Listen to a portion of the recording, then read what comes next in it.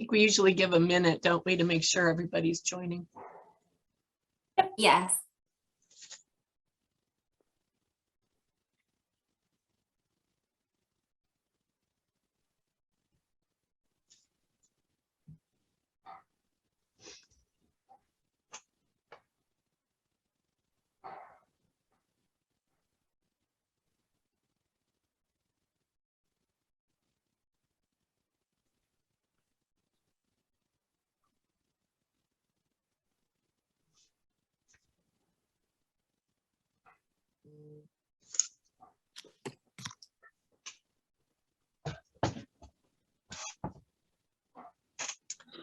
All right, good morning, everyone. I'll now call to order the fourth meeting in 2021 of the Advisory Committee on Heritable Disorders in Newborns and Children. I'm Dr. Cynthia Powell, Committee Chair. We're going to begin by taking roll. First, our committee members representing the Agency for Healthcare Research and Quality, Kamala Mistry. Here. May Baker. Here. Jeff Brosco. Here. Kyle Brothers. Here. Jane DeLuca. Here. Representing the Centers for Disease Control and Prevention, Carla Cuthbert. I'm here. Representing the Food and Drug Administration, Kelly Kelm. Here. Representing HRSA today, Joan Scott. I'm here. Dr. Warren will be joining us tomorrow for the meeting. Okay. Sean McCandless. Here. Representing National Institutes of Health, Melissa Parisi. Here. And Cynthia Powell, I'm here. Anna Marie Saarinen. Here. And Scott Schoen. Here. Okay, thank you. Next, our organizational representatives from the American Academy of Family Physicians, Robert Ostrander. Here. From the American Academy of Pediatrics, Deborah Friedenberg. Here. From the American College of Medical Genetics and Genomics, Maximilian Munke. Yeah. From the American College of Obstetricians and Gynecologists, Stephen Ralston.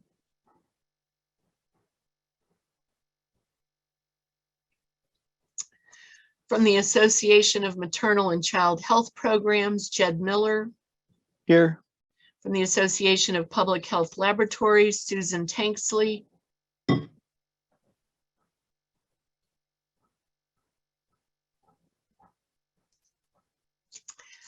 From the Association of State and Territorial Health Officials, Chris Kuss.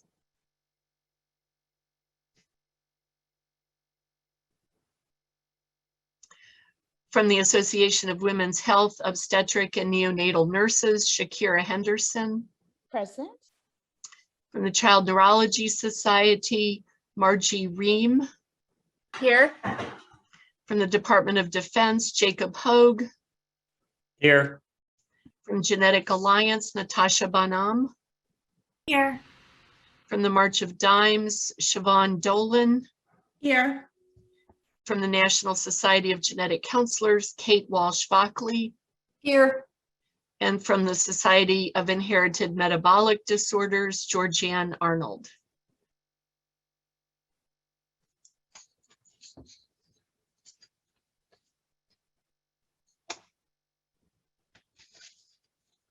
Okay, thank you. I'll now turn things over to Mia Morrison, our designated federal official. Thanks, Dr. Powell. Thanks. Next slide, please. I'll now go over a few standard reminders for the committee. As a committee, we are advisory to the Secretary of Health and Human Services and not the Congress. For anyone associated with the committee or due to your membership on the committee, if you receive inquiries about the ACHDNC, please let Dr. Powell and I know prior to committing to the interview or presentation. I also must remind committee members that you must recuse yourself from participation in all particular matters likely to affect the financial interests of any organization with which you serve as an officer, director, trustee, or general partner, unless you're also an employee of the organization or unless you have received a waiver from HHS authorizing you to participate. When a vote is scheduled or an activity is proposed and you have a question about a potential conflict of interest, please notify me immediately. Next slide. According to FACA, all committee meetings are open to the public. If the public wish to participate in the discussion, the procedures for doing so are published in the Federal Register and/or announced at the opening of the meeting. For the November meeting in the Federal Register notice, we said that there would be a public comment period. Only with advance approval of the chair or designated federal official, public participants may question committee members or other presenters. Public participants may also submit written statements. Also, public participants should be advised that the committee members are given copies of all written statements submitted by the public. As a reminder, it is stated in the FRN as well as the registration website that all written public comments are part of the official meeting record and are shared with committee members. Any further public participation will be solely at the discretion of the chair and the DFO. And if there are no questions, I'll turn it back over to Dr. Powell.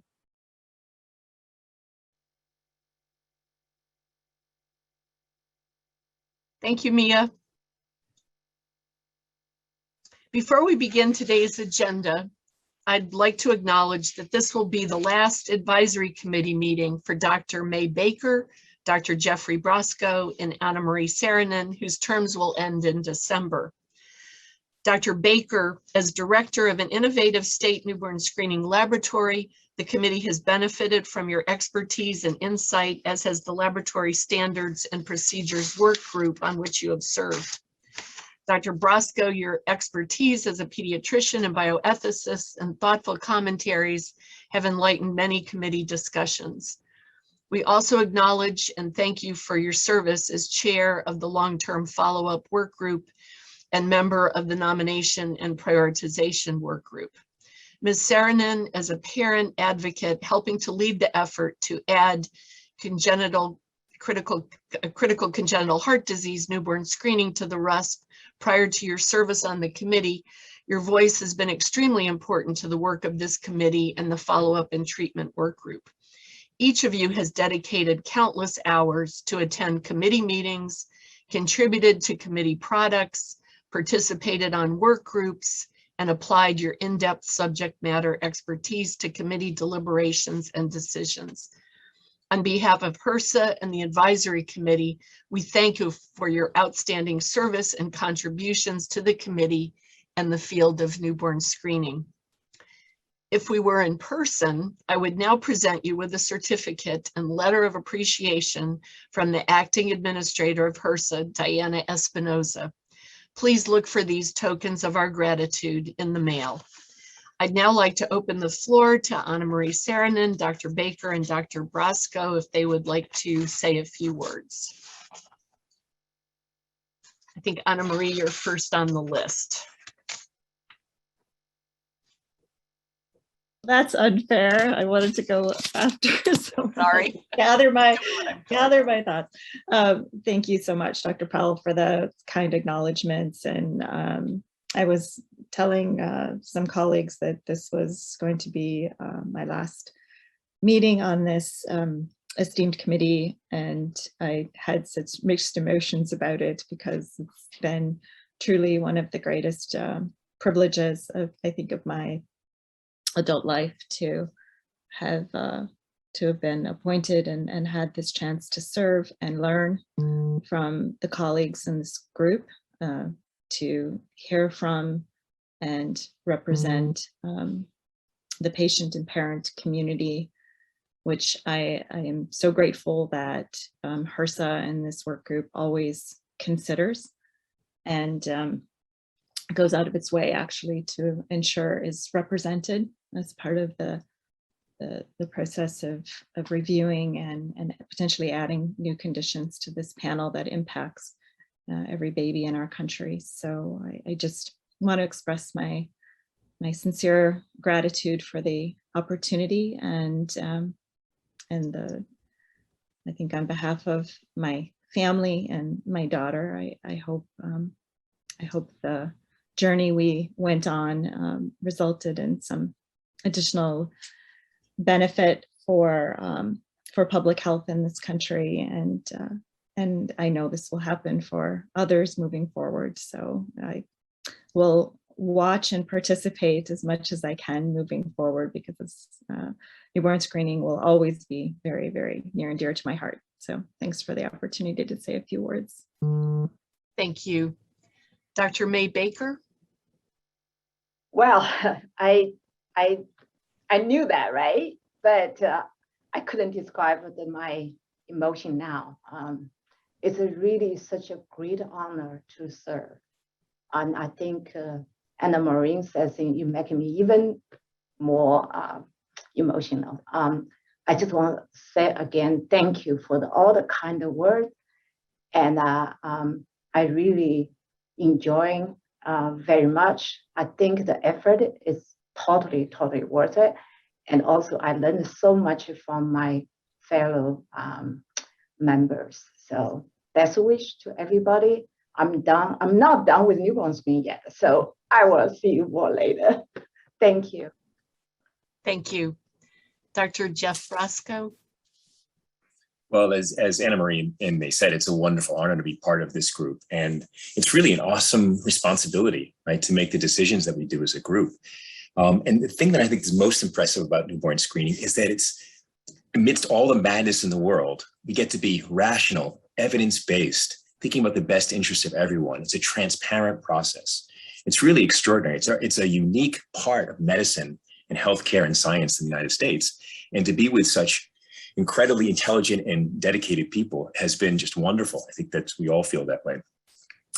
Not only is it rare for us to be so logical and evidence-based, but it's also about building equity. It's a universal program and reduces disparities in our community. And so whenever someone grouses about how government can't do anything, I say, well, what do you know about newborn screening? We just talk a little bit about what happens in each state. And they say, oh, I didn't know we could do that. I said, yeah, we're doing that. The few years I've had in the committee, I've really enjoyed. And I think that the one thing I've tried to impress is the public health perspective. And the idea that, well, you guys are probably tired of my saying this, but in Florida right now, when I put on my Title V hat from MCHB, I think about the 400,000 children with developmental behavioral disorders, only half of whom get any treatment. So 200,000 kids right now not getting any treatment. And you could extend this to newborn screening, right? Because we know that many of the children identified by newborn screening don't get the high quality treatment and follow-up that they need. So as we move forward, as you guys move forward as a committee, I hope that you keep that public health perspective and always think about how we're making sure that the work we do in newborn screening gets extended to everyone for as long as possible. Thank you guys. It's been a lot of fun. And I'm really going to miss the tuna melt and sweet potato fries from the Hersa cafeteria. It's the hardest part of this program. Thank you. Once again, thank you all for your service. You've each made and continue to have a lasting impact on newborns and their families across the nation. And we'll go to the next slide. As you may recall, in July 2021, Hersa received a nomination package for Krabbe disease, or globoid cell leukodystrophy. Krabbe disease is both a leukodystrophy and a lysosomal storage disorder, and was first nominated to the advisory committee in 2007. It went through evidence-based review. However, in 2009, the committee voted to not recommend addition to the recommended uniform screening panel. The nomination and prioritization work group is reviewing the nomination package for Krabbe disease and will keep both the nominators and the rest of the committee informed of next steps. I would also like to inform the committee that on October 3rd, the National CMV Foundation submitted a RUSP nomination package for congenital cytomegalovirus, or CCMV. The National CMV Foundation initially submitted a RUSP nomination package for CCMV in March of 2019. At that time, Hersa conducted the review for completeness and asked the nominators to provide additional information missing from the package. Hersa is conducting the review for completeness on the resubmitted package and will continue to update the nominators and committee of next steps. Today, the committee will vote on whether or not to approve proposed updates to the committee's nomination, evidence-based review, and decision-making process. The proposed changes are intended to strengthen the committee processes for reviewing conditions, but will not increase burden for nominators or advocates. As a reminder for groups that may be in the process of developing condition nomination packages, if approved by the committee, these processes will not go into effect until calendar year 2022. If your organization is working on a condition nomination package and you are planning to submit in early 2022, please contact the committee's designated federal official, Mia Morrison, who can provide you with additional guidance. Mia and I are available to provide technical assistance to nominators. Next slide, please. The education and training, follow-up and treatment, and laboratory standards and procedures work groups will convene today from 3 o'clock to 4:30 p.m. Eastern Time. The Zoom links for the work groups will be posted on the work groups tab of the ACHDNC meeting registration website, seen here. Please note this is not the same as the committee's website. I will also have this web address available at the end of the meeting today. We will provide instructions for accessing the Zoom links for the work group meetings again before we adjourn for the day. Next slide. I have asked the work groups to continue the conversation on challenges facing the newborn screening workforce. As you recall, during the last two meetings, we heard from critical members representing those who are part of the newborn screening system, both in the laboratory side, the short-term follow-up, as well as those involved with long-term follow-up. I'd like to continue with those discussions.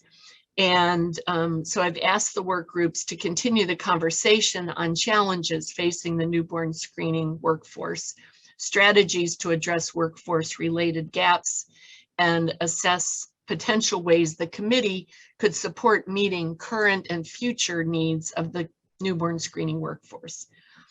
I've assigned the following questions to the work groups. For all work groups, please discuss the following questions. Should the committee consider the availability of follow-up experts on the clinical side, public health, laboratory side, etc., when reviewing a new condition nominated to the RUSP? How could that information be collected? And what role could the committee play in calling attention to identified shortages of follow-up experts? Next slide. And specifically for the education and training work group, where are the major gaps in newborn screening workforce education?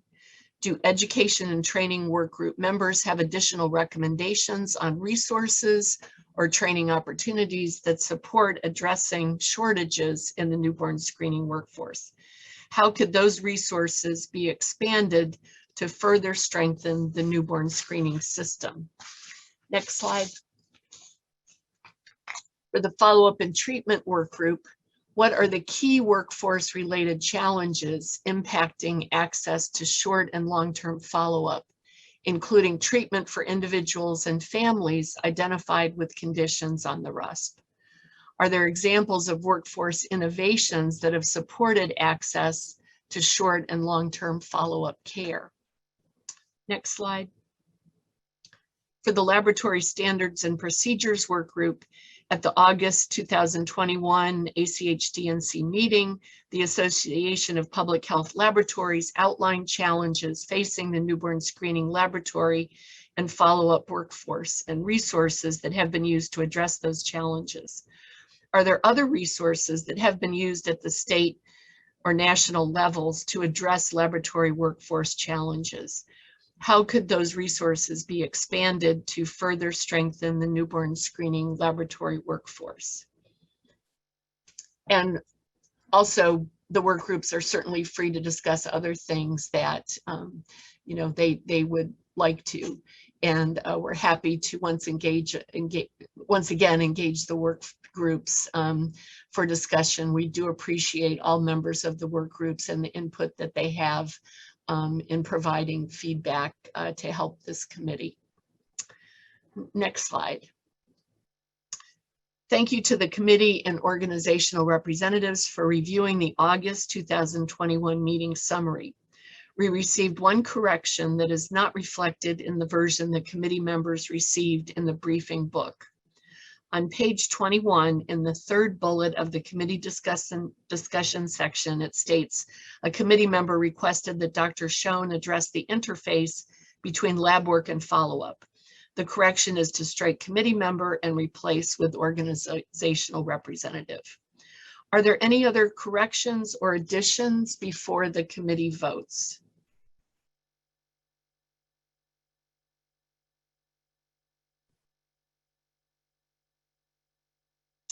Hearing none, do I have a motion to approve the minutes for the August 2021 ACHDNC meeting? So moved. Is there a second? Second, this is Tom. Thank you.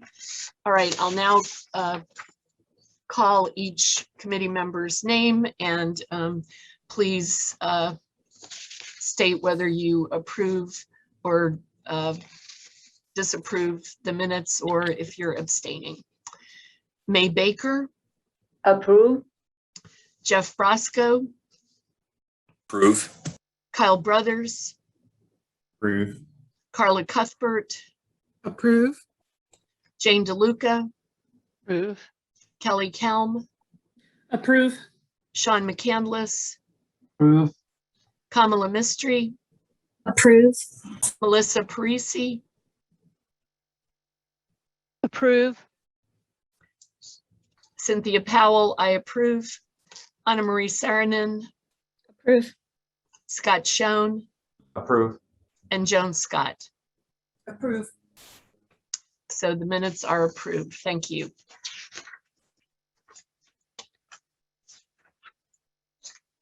Next slide, please. So here's the agenda for the November 2021 meeting.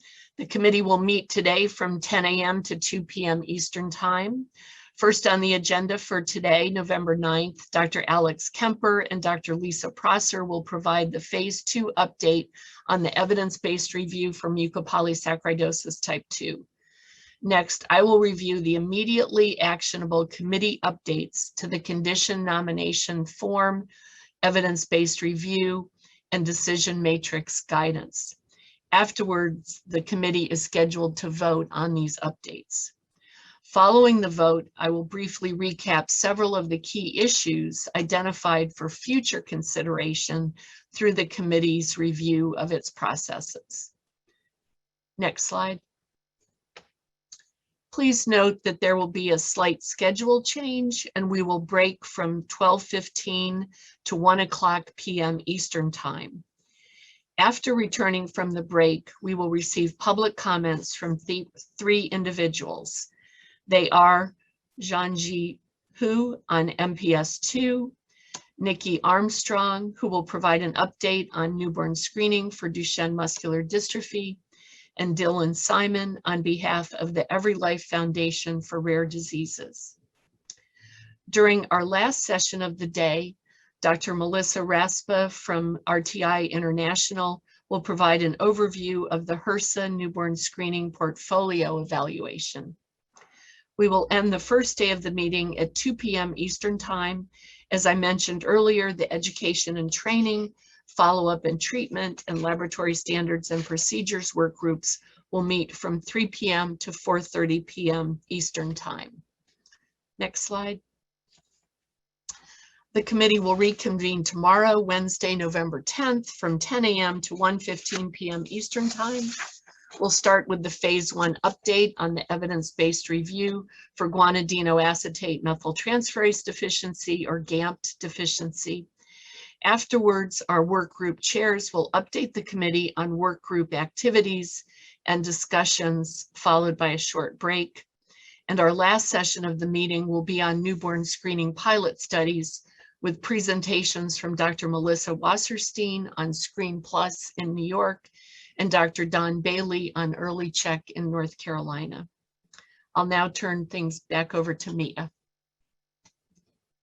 Thank you. Next slide, please. So now I'll go over some guidance for participating in today's webinar. For members of the public, audio will come through your computer speakers, so please make sure to have your speakers turned on. If you can't access the audio through your computer, you may dial into the meeting using the telephone number in the email with your Zoom link. For committee members, audio will come from your computer speakers and you'll be able to speak using your computer microphone. If you cannot access the audio or microphone through your computer, you may dial into the meeting using the telephone number in the email with your user-specific Zoom link. Please speak clearly and remember to state your first and last name in order to ensure proper recording for the committee transcript and minutes. The chair will call on committee members and then organizational representatives. In order to better facilitate the discussion, committee members and org reps should use the raise hand feature when you would like to make comments or ask questions. Simply click on the participant icon and choose raise hand. Please note that depending on your device or operating system, the raise hand feature may be in a different location. To troubleshoot, please consult the webinar instructions page in your briefing book. Next slide, please. To enable closed captioning, please select the closed captioning icon from your Zoom taskbar. From that menu, then select Show Subtitles. Thank you, Dr. Powell. Thank you, Mia. At the May 2021 meeting, the committee voted to move mucopolysaccharidosis type 2 or MPS2 to full evidence-based review, and this was assigned to the External Evidence-Based Review Group or ERG.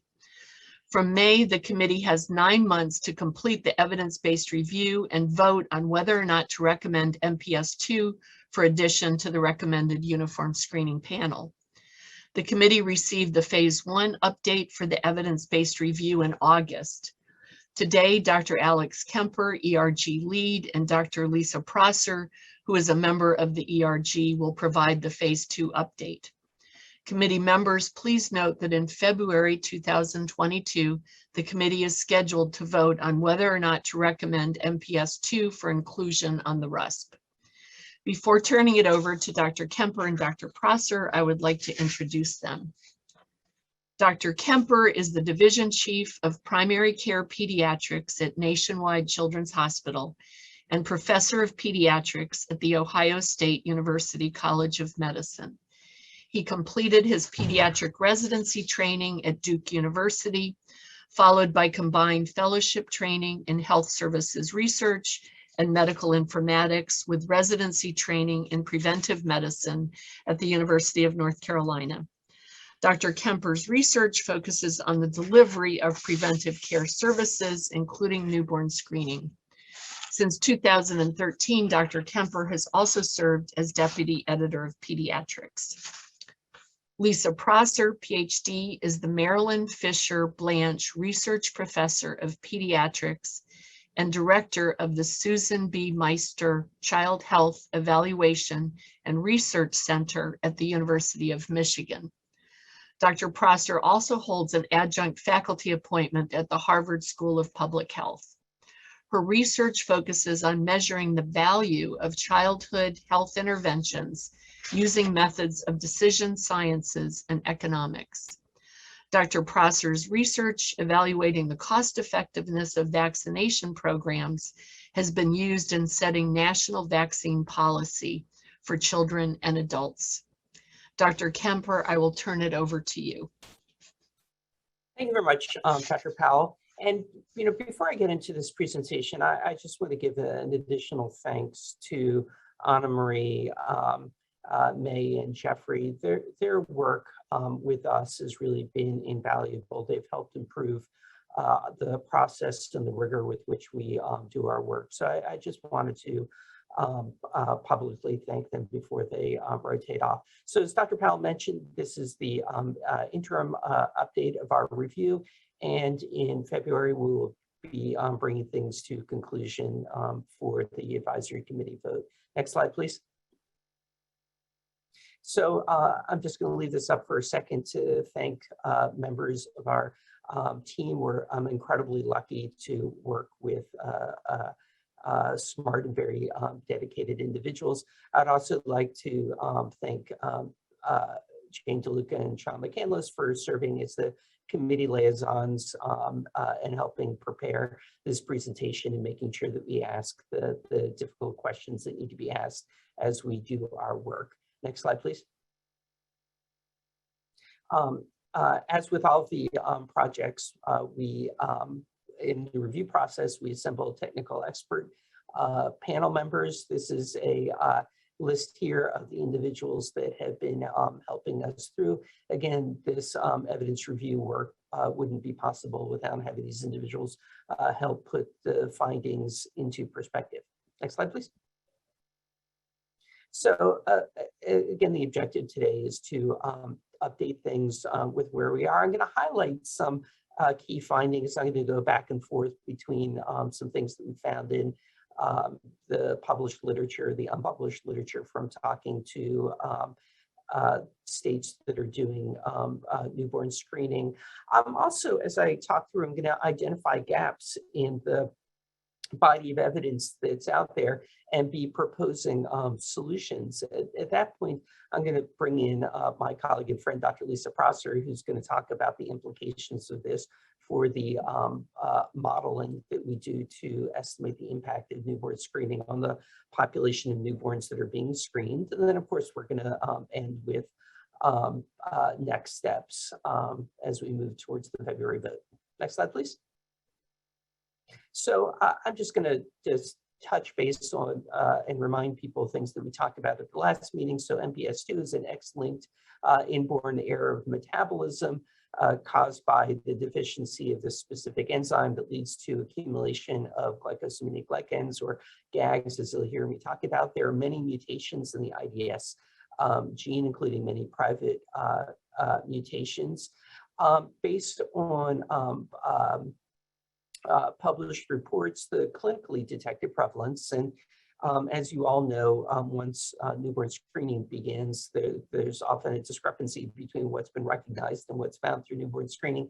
But the clinical detected prevalence has this wide range of between 0.2 and 2.5 per 100,000 live births, depending upon the population that you look at and the particular study in terms of the way that it was done.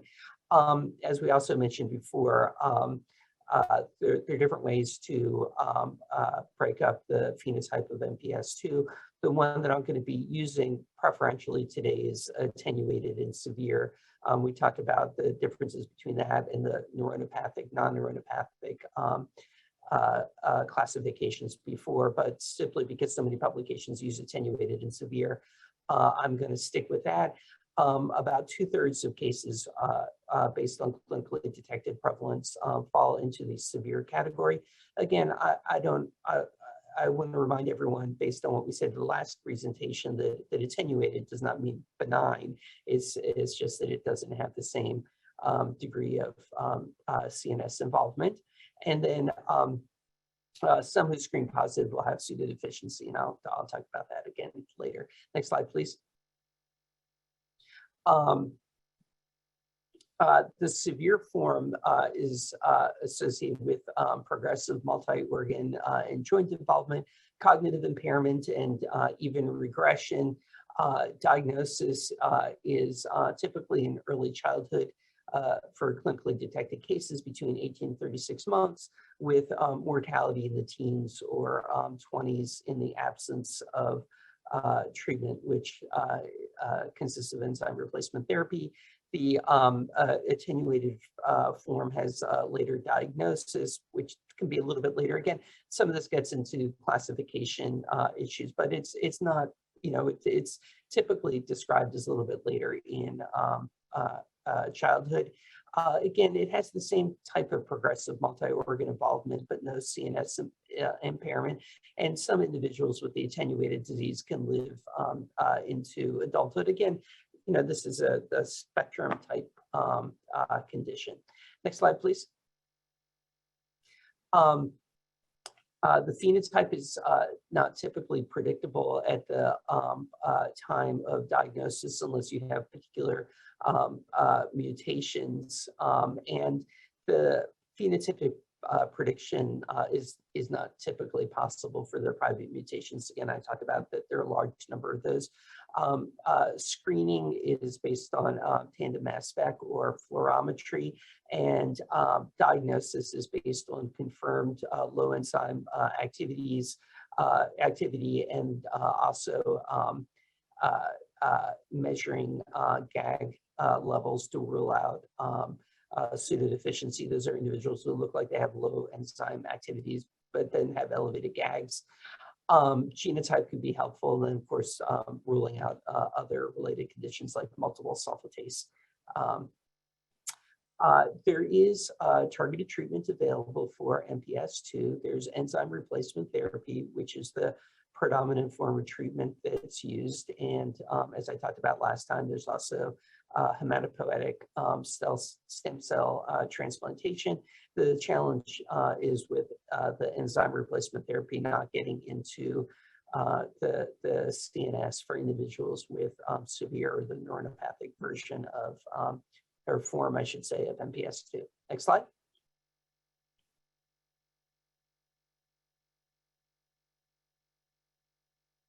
There we go.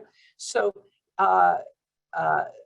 this is a flow diagram of the articles that we have identified through the published literature.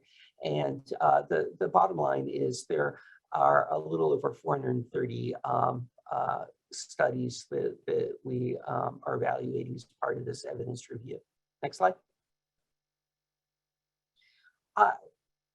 I'm just going to touch base on some things I think are particularly relevant to the committee's understanding as we move forward towards the February vote. And a lot of what I'm going to point out today comes from the Hunter Outcome Survey, which is a registry of individuals with MPS II or Hunter syndrome.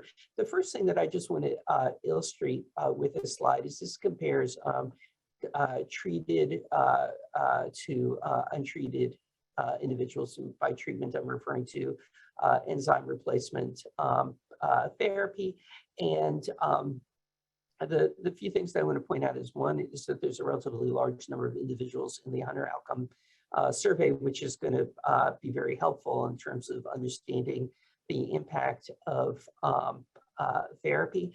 And the key take home from this slide as well is that enzyme replacement therapy is an effective therapy. We know that. And so one of the questions that's going to come up as I go through this presentation is the benefits of earlier pre-symptomatic treatment versus clinically detected, when cases are clinically detected. Next slide, please. This slide also comes from the registry, and it breaks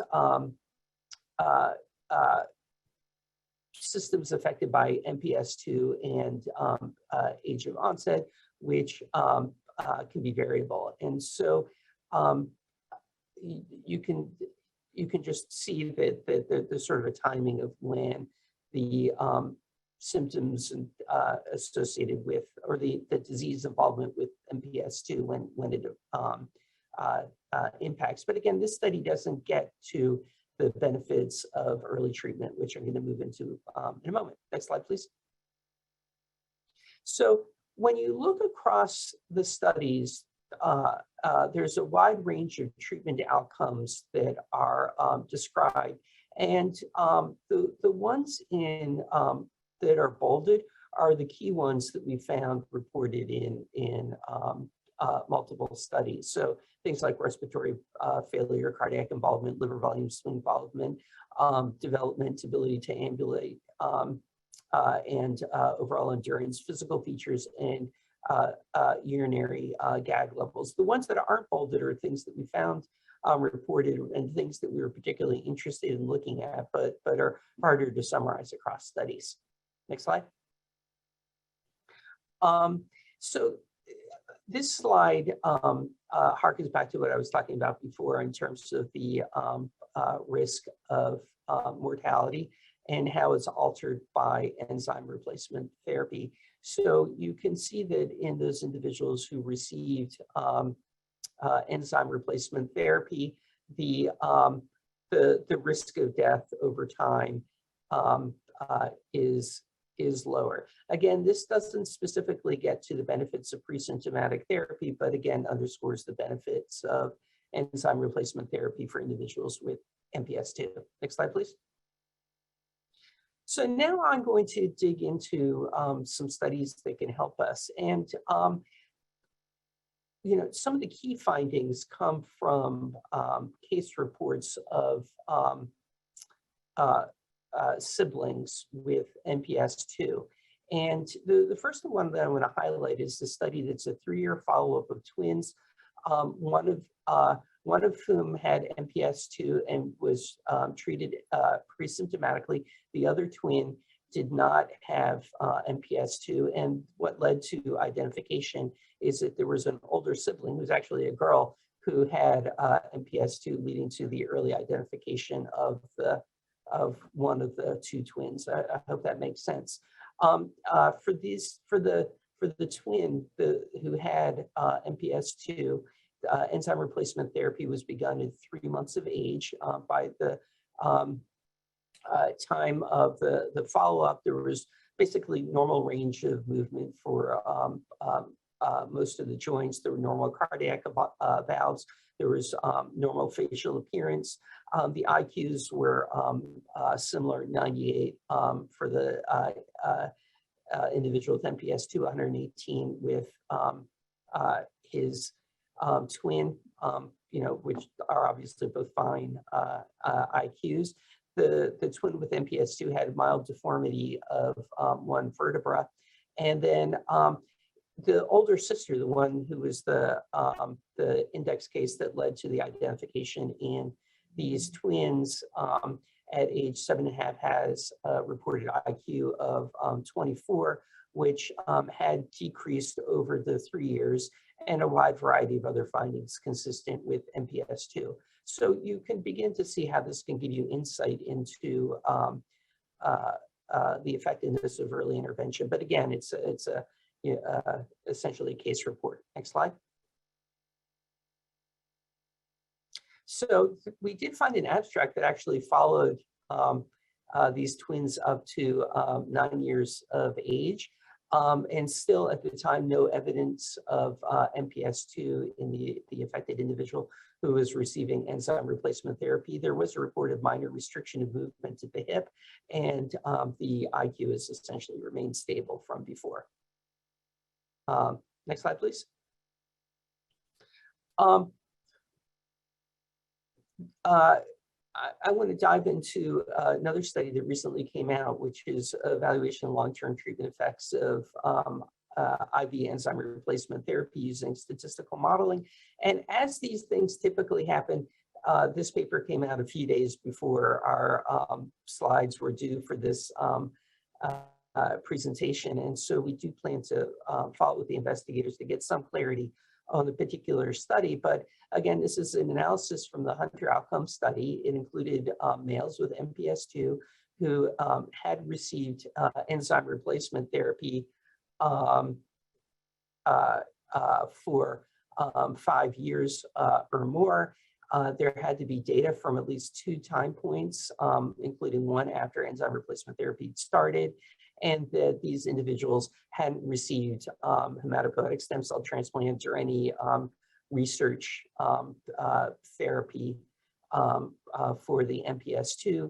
They categorized individuals by the age at which enzyme replacement therapy began to under 18 months, between 18 months up to 5 years, and then 5 or more years. And then they looked out 8 years, and they had a wide variety of outcome measures, urine GAG levels, left ventricular mass index, whether or not the liver was palpable, FVC and FEV1, these are pulmonary function measures. And for this, they included studies children who are older than 5 years of age, because you had to be of a certain age to get a reliable measure of FVC and FEV1, and that there was no reported cognitive impairment. Similarly, this study also reported the 6-minute walk test for subjects who were at least 5 years of age and had no cognitive impairment at any time. So again, this is a secondary analysis of the Hunter outcome study looking at outcomes for individuals who meet these criteria. Next slide, please. So the overall study population included 481 subjects with a symptom onset at a median age of 1.5 years, and the median age at which enzyme replacement therapy started with was 5 years, and about 2/3 of the subjects were reported by a parent to have cognitive impairment at some time. Again, this mirrors what you would expect in terms of the distribution of the of attenuated versus severe MPS2. Next slide. So I want to summarize the things I found. Now, I talked about the overall sample size, but not every individual had all the measures. So you're going to see that there's a big drop in some of the sample sizes. So as you might expect, the urine GAG levels and whether or not there was a palpable liver decreased over time for all subjects, and it didn't really matter when the enzyme replacement therapy had begun. For FVC and FEV1, the pulmonary function decreased slightly after 5 years of age for those without cognitive impairment. Remember, those were the only individuals that they included in this particular analysis. And quoting from the paper, with trends similar across all ages at treatment start. Then they also reported for the left ventricular mass index, and quoting from the paper, remained stable for up to 8 years after enzyme replacement therapy in all age groups, with decreases of about 1 gram per meter squared at 8 years after ERT, beginning with baseline across all ages at treatment start. So again, the left ventricular mass index did not seem to vary based on when enzyme replacement therapy started. Next slide. But what I really want to do is spend some time digging into the findings related to the 6-minute walk test. And this figure is taken directly from the paper, and I do want to take some time just to explain what was in this. So first of all, the sample size was just 76 individuals with MPS2 who are not reported to have cognitive impairment. The values weren't, in terms of how far they could walk during the 6-minute walk test, weren't evaluated until subjects were 5 years of age if the enzyme replacement therapy began before 5 years of age. Again, just trying to standardize when the assessment would begin. And the study provides point estimates for the mean walking distance at 8 years after enzyme replacement start.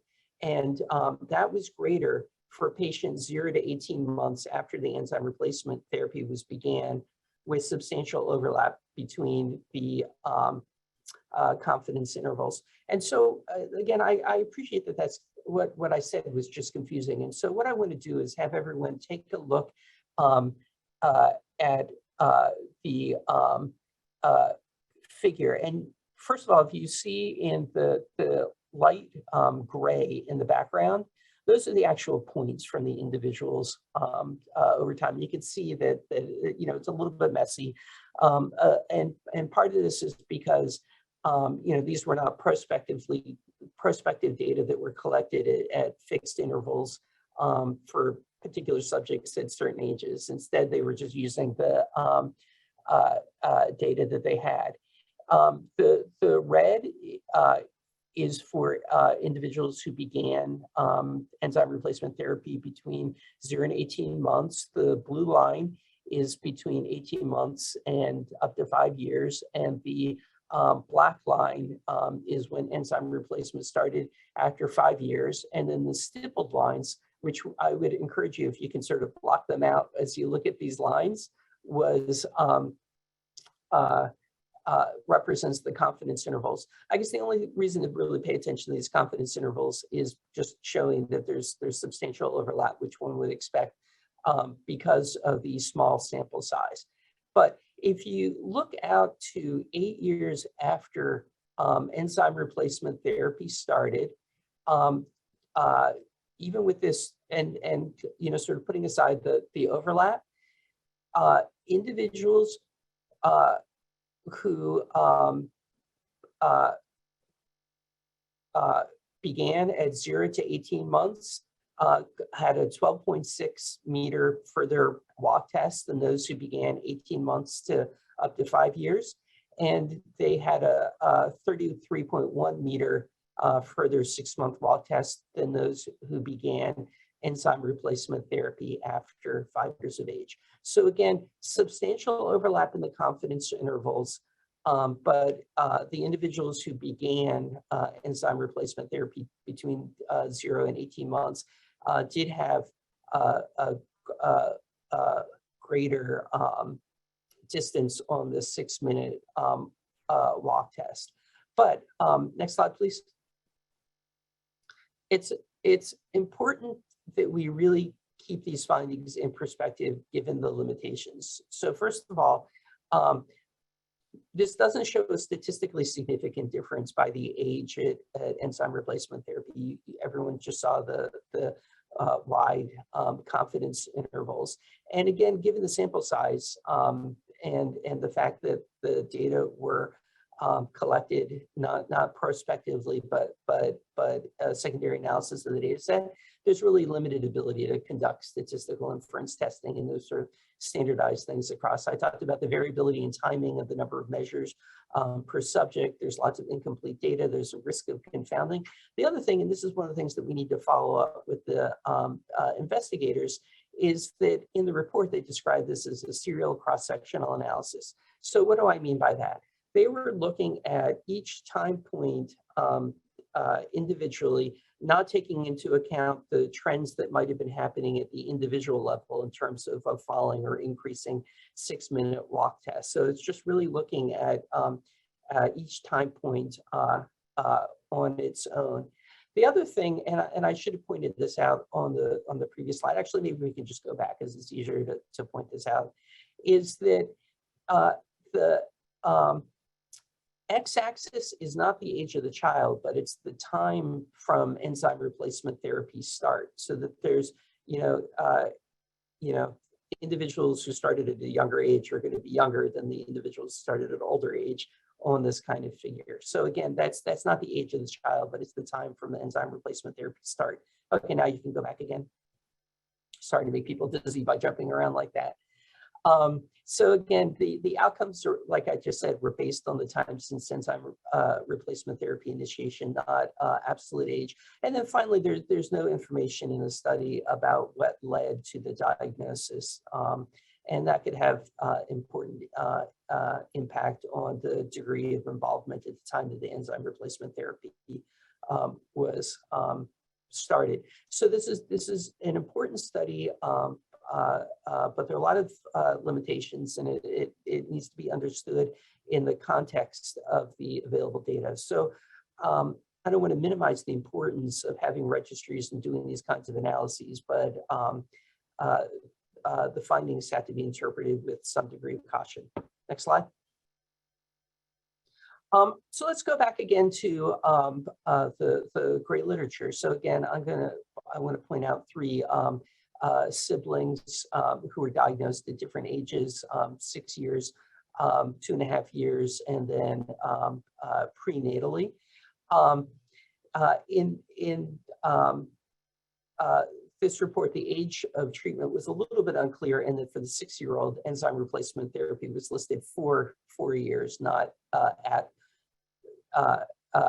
4 years of age, whereas the other ones have enzyme replacement therapy. You can see at 2.5 years and 4 months.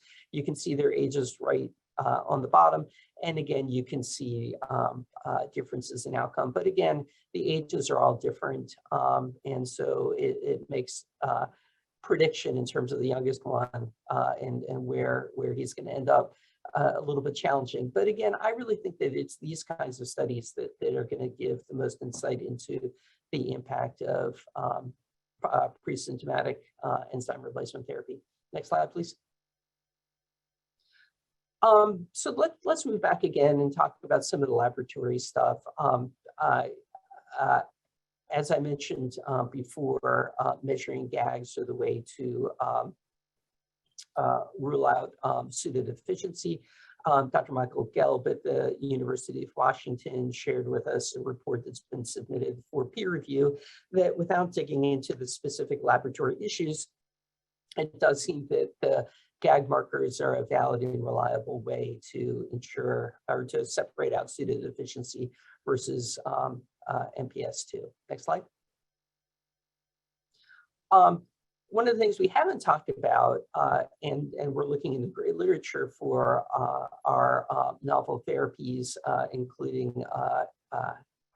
you know, it's always hard when you have these you know, new therapy drug names that I don't want to slaughter. So I'm just going to say for the first bullet point that it's a enzyme replacement therapy that uses a transferrin receptor to cross the blood-brain barrier that's been approved in Japan with trials that are ongoing in the United States. There's another similar product that has clinical trials just underway, and it's been granted FDA Fast Track designation, which means it'll be sped through the review process once the data are available. And then the last one, there is a gene therapy that's just now beginning investigation that's going to be delivered directly into the cisterns. And there's also work that's going on around intrathecal idursulfase. Next slide, please. Let's go back again and talk about what we've learned from the newborn screening programs. We talked a little bit about Illinois. What I can tell you is that from December 2017 through May of 2021, they've screened about 475,000 newborns with 63 who screened positive. And you can see a breakdown there in terms of severe affected and variants of unknown significance. One of the challenges in terms of interpreting the data that's collected within the newborn screening program is that sometimes the limb system classifies, the way they record classification isn't the ones that we typically use around the condition. And some of that has to do with, you know, how the limb systems are updated and that kind of thing, which is why you see the term here classical, which is not something that is typically used when talking about MPS2. You can see that they've identified 30 with pseudodeficiency, 9 normals, 1 lost to follow-up, 1 parent who refused further testing, and another 6 that are in the process of being evaluated. Next slide.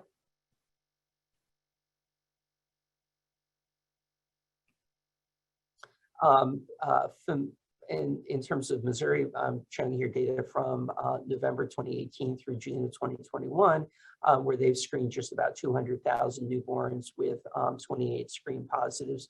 3 of them were severe, 9 variants of unknown significance. Again, I talked before about how it can be challenging to figure out if an individual is going to turn out to have severe or attenuated or neuronopathic or non-neuronopathic disorder.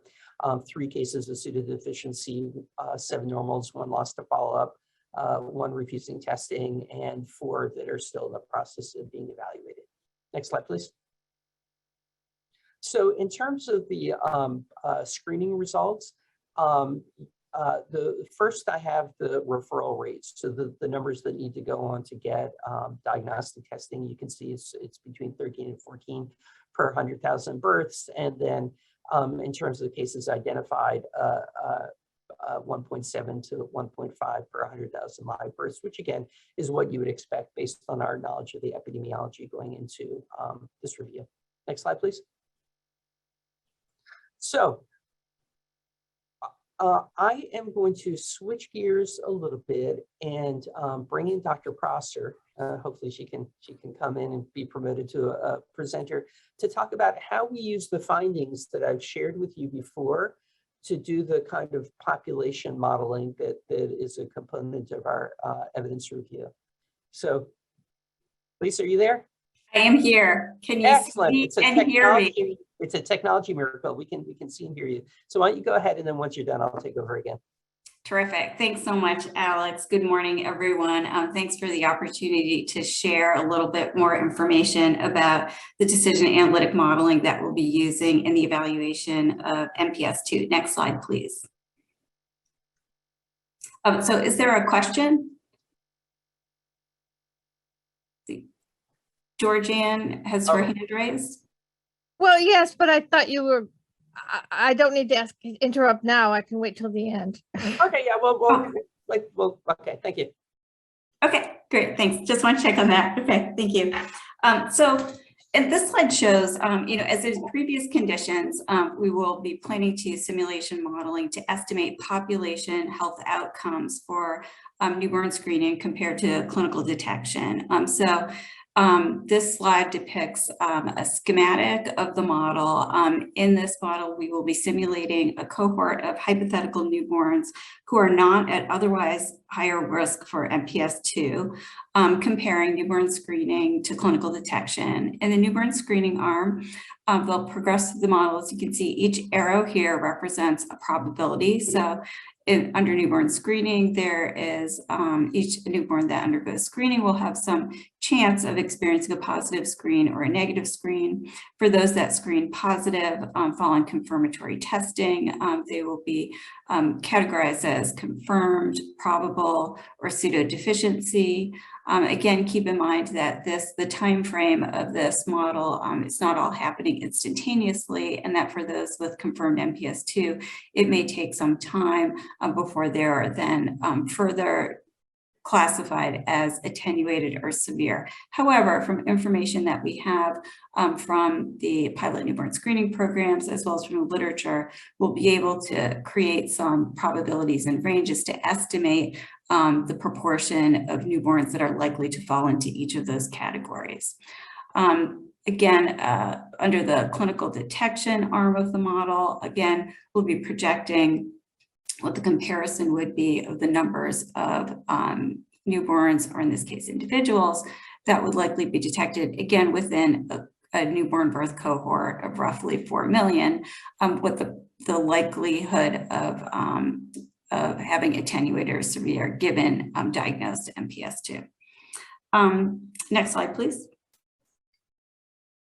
So the goal here is to provide for the committee some context on what the projected number of screening outcomes and cases identified would be.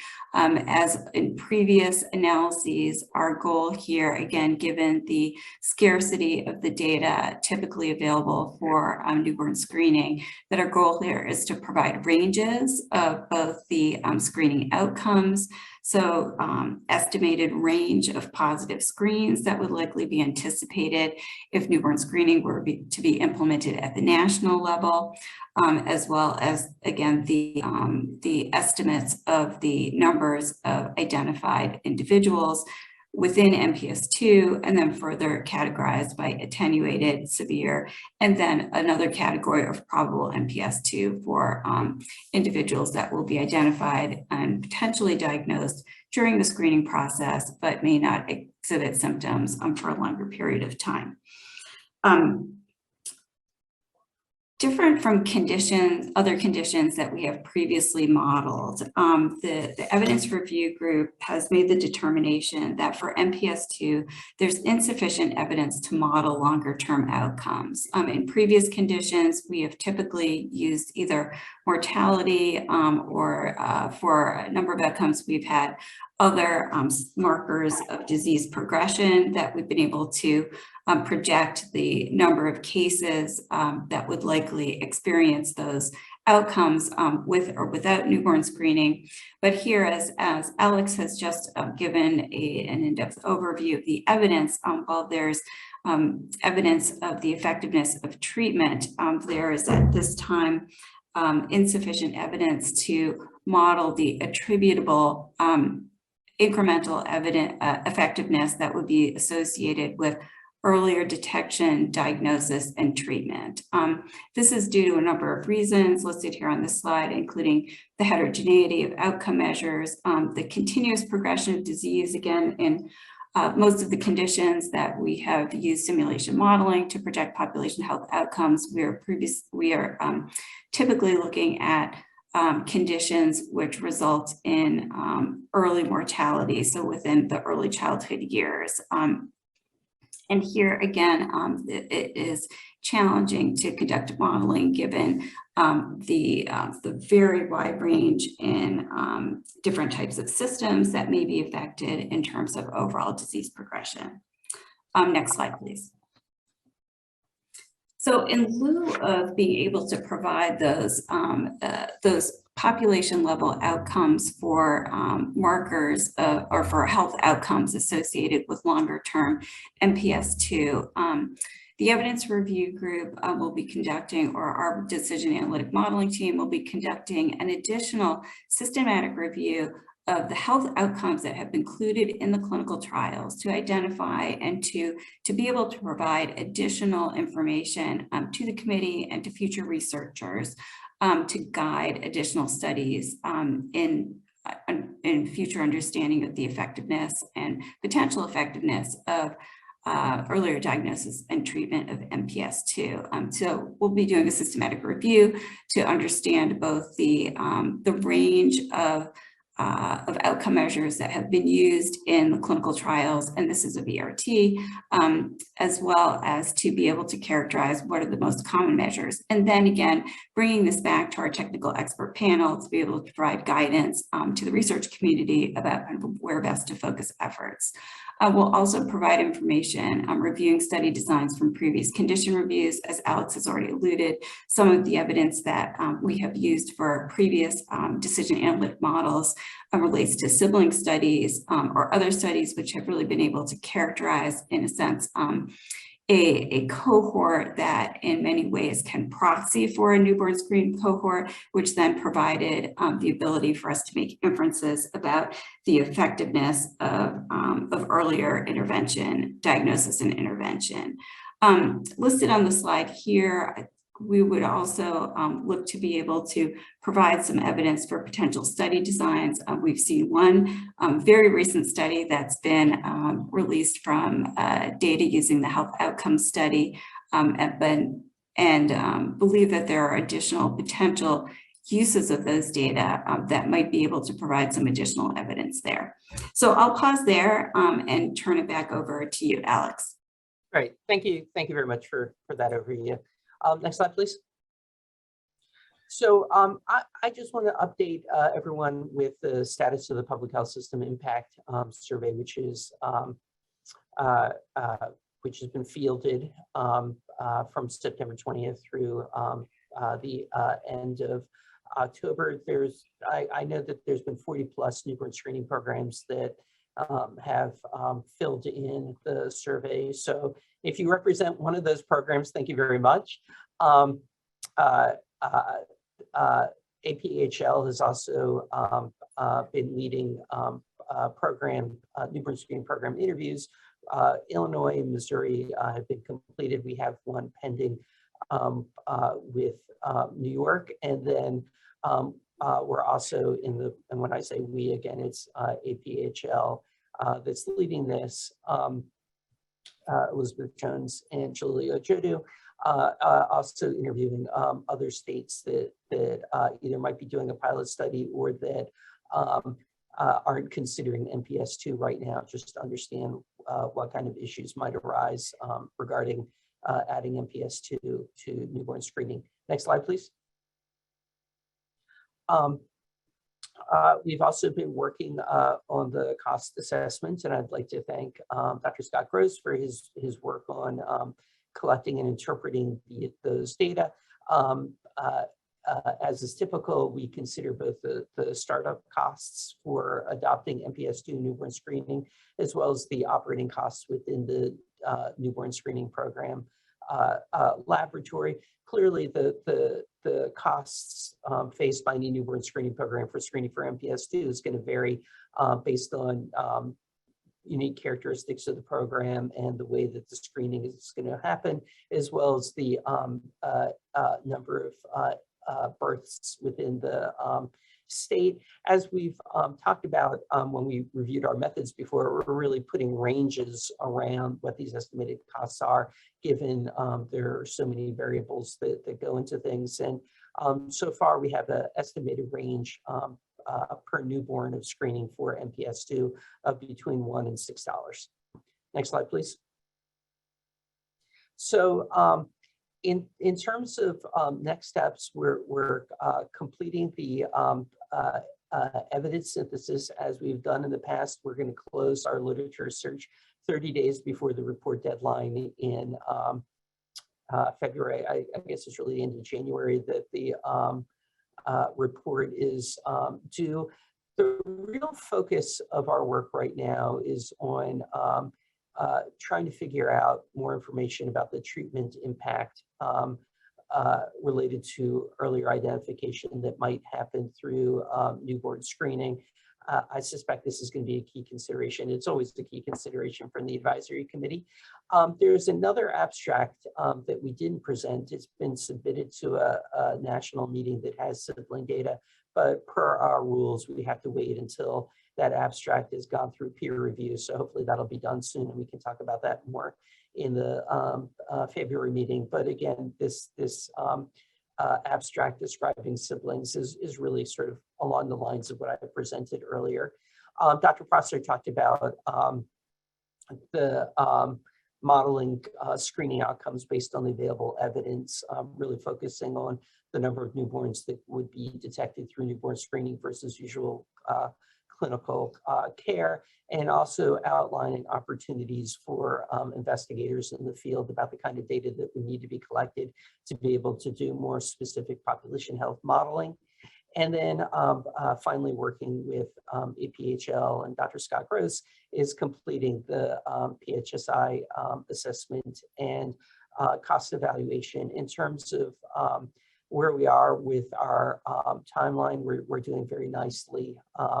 And I don't anticipate any problems with having these final pieces concluded well in advance of the February meeting when the vote occurs. Next slide. And with that, I'll open things to questions. Thank you, Dr. Prosser and Dr. Kemper, for this midterm review for MPS II. And now we'll open it up for questions and discussion. We'll have the committee members discuss first, and then organizational representatives will follow. As a reminder, please use the raise hand feature in Zoom when you would like to make comments or ask questions. When speaking, please remember to unmute yourself and state your first and last name each time you ask a question or provide comments to ensure proper recording for the minutes.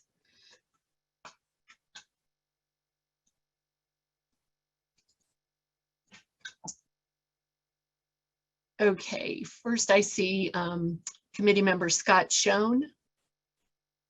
Thank you, Dr. Powell. Scott Schoen, committee member. So Alex, you know, a prevailing theme that I pulled out and want you to help me understand if I should is there appears to be just a paucity of data, particularly quantitative data around outcomes. And I don't want to misquote Lisa. I tried to pull up the transcript while she was speaking so I could write it down, but she said something to the effect of she said, as Alex said, there's insufficient evidence. And then she wanted to say to model the effectiveness of treatment attributable to early detection and intervention, something to that effect. Lisa, please correct me if I'm wrong. So I'm wondering, so two quick questions, if you'll indulge me. The first is, do you think, am I right in assuming there's the paucity of data? And if so, is that because of the ultra rarity of this condition, or that there isn't much in the literature around the outcomes that can be drawn to extrapolate what we need for early intervention of newborn screening? Yeah, so that's a great question, one that we struggle with, and I'm glad you're giving me the opportunity to amplify my comments from before. So this is what we know. We know that enzyme replacement therapy is effective. That there's no question about that. And at least, you know, for the older children, it does seem that earlier intervention, you know, sort of after when they would become clinically detected, there does seem to be a benefit there. The real question that's challenging is, does treatment that's initiated because of newborn screening, so, you know, early in infancy, lead to better outcomes? And it's difficult to get there because, first of all, you know, there's limited experience in screening for MPS2, so it's not like there, you know, are large sample sizes of children that were identified through newborn screening. And so when that happens, we oftentimes have to rely on, you know, case series and that kind of thing, which I presented before. So case series really can't be used in the quantitative modeling that Lisa and her team does. It's just, you know, you just can't assign probabilities when you're dealing with siblings and those kinds of things. And so I don't want to say that there's, you know, no evidence at all about the effectiveness of earlier intervention, but we certainly don't have the kind of quantitative data that it would be nice to present to you. We're in this unique position of having the Hunter outcome survey. So, you know, kudos to everybody that's involved with that for setting up a registry to collect the information. But it's just the nature of the condition that there's not going to be a lot of children that were treated pre-symptomatically in that registry, just by the nature of the condition. So what I don't want to say is that insufficient data for the modeling means that there's insufficient evidence to make a recommendation, but I think that you all as committee members are just going to have to weigh, you know, have to decide where you put the weight on, you know, these you know, sibling case series and that kind of thing. And I think that, you know, and this is why, you know, it's challenging to be making the recommendation that there's other bits of evidence that you can use to infer that. So, you know, like that other study from the Hunter outcome survey that I carefully walked through before, to the degree to which you know, can interpret that to reflect early intervention. And again, these are all very difficult things, but just the rarity of the condition and the fact that there hasn't been, you know, a large number of individuals that have gotten treated based on newborn screening is really what makes this gap challenging. Does that answer your question? It does, and I'm glad you brought up the 6-minute walk test, because that was the second question I had, which is I'm really struggling with how to, you spent a lot of time on that. So, you know, I really want to pay attention to that, because I feel that to me, that indicates you think there's value there if you spend all that time really clarifying the outcome of that and making sure that we understand that. I'm really struggling, Alex, with extrapolating that to what is the weight of that? What does 33 meters more in 6 minutes mean? Like, help me understand what that means. How does that translate to a sort of demonstrable evidence of a beneficial outcome? And related to that, on your next slide, you said in the gray literature there was significantly slower disease progression, which again is a qualitative assessment. So if you're gonna if you really focus on the quantitative of 33 meters, how does that all, help me understand how that relates in your mind, and how should we as a committee think about that? Because I'm after your presentation and reading through your slides, I'm kind of struggling with what to take from that. Yeah, and so you know, that paper came out, I think it was October 30th is when the paper was published and came out. So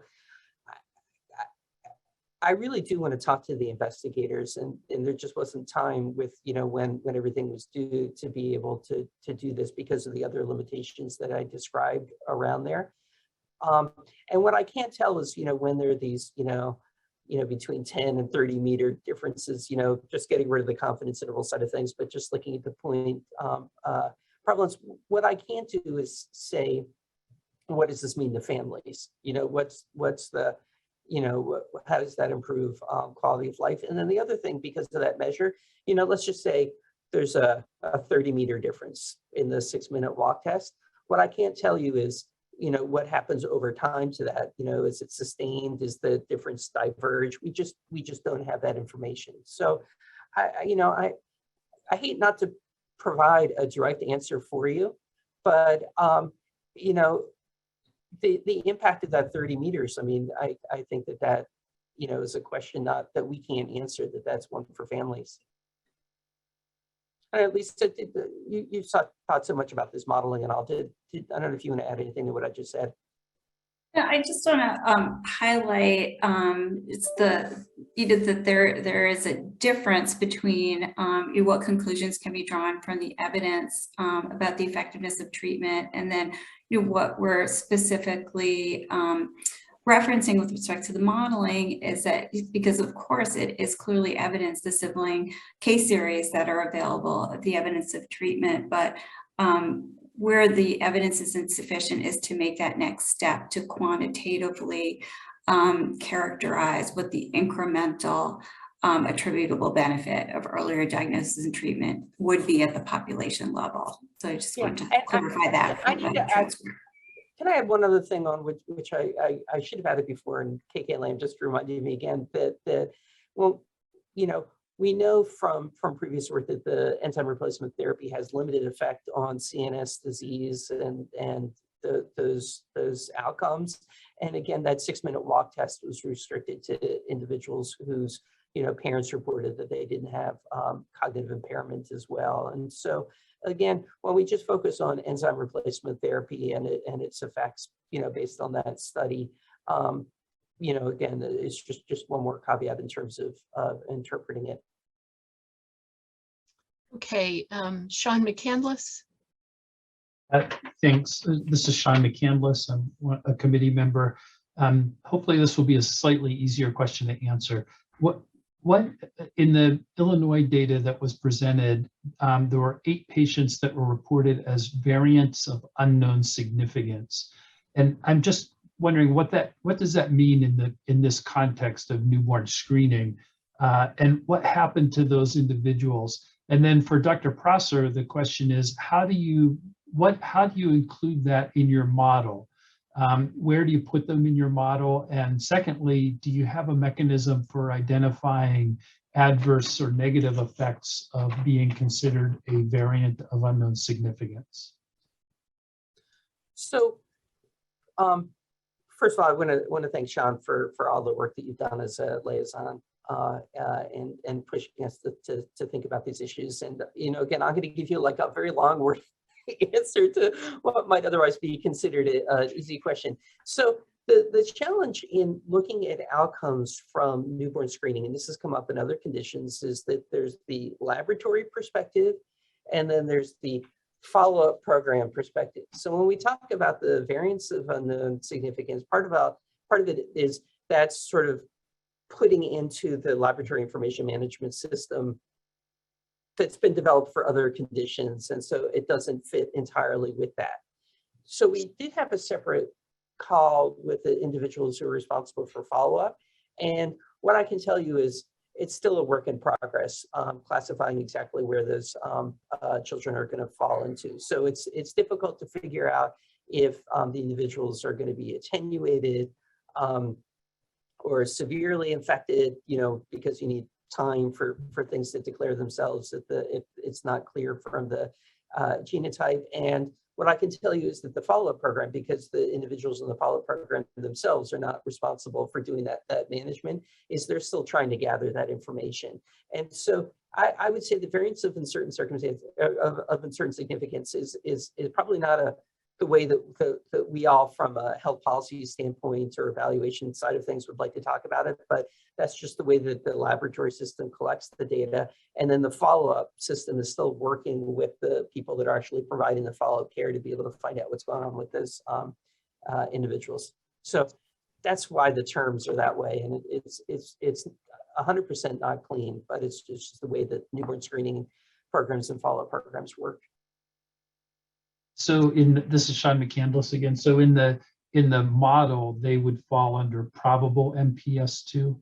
Yes, that's right. And I should have labeled this as a draft model schematic because this is where we would typically add a number of footnotes and definitions to be really clear about what's included in each of those categories. And again, to keep in mind that, for the endpoints of that tree in classifying attenuated and severe, some of that will be projected based on other evidence in the literature and not directly based on the outcomes from the laboratories.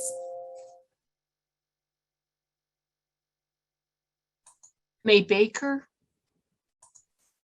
Okay, yes, May Baker, committee member. Actually, let me follow up with Sean's question about this variance with unknown significance. Also, there's a prob disease. So actually, I had some question, but also suspicious that's the situation.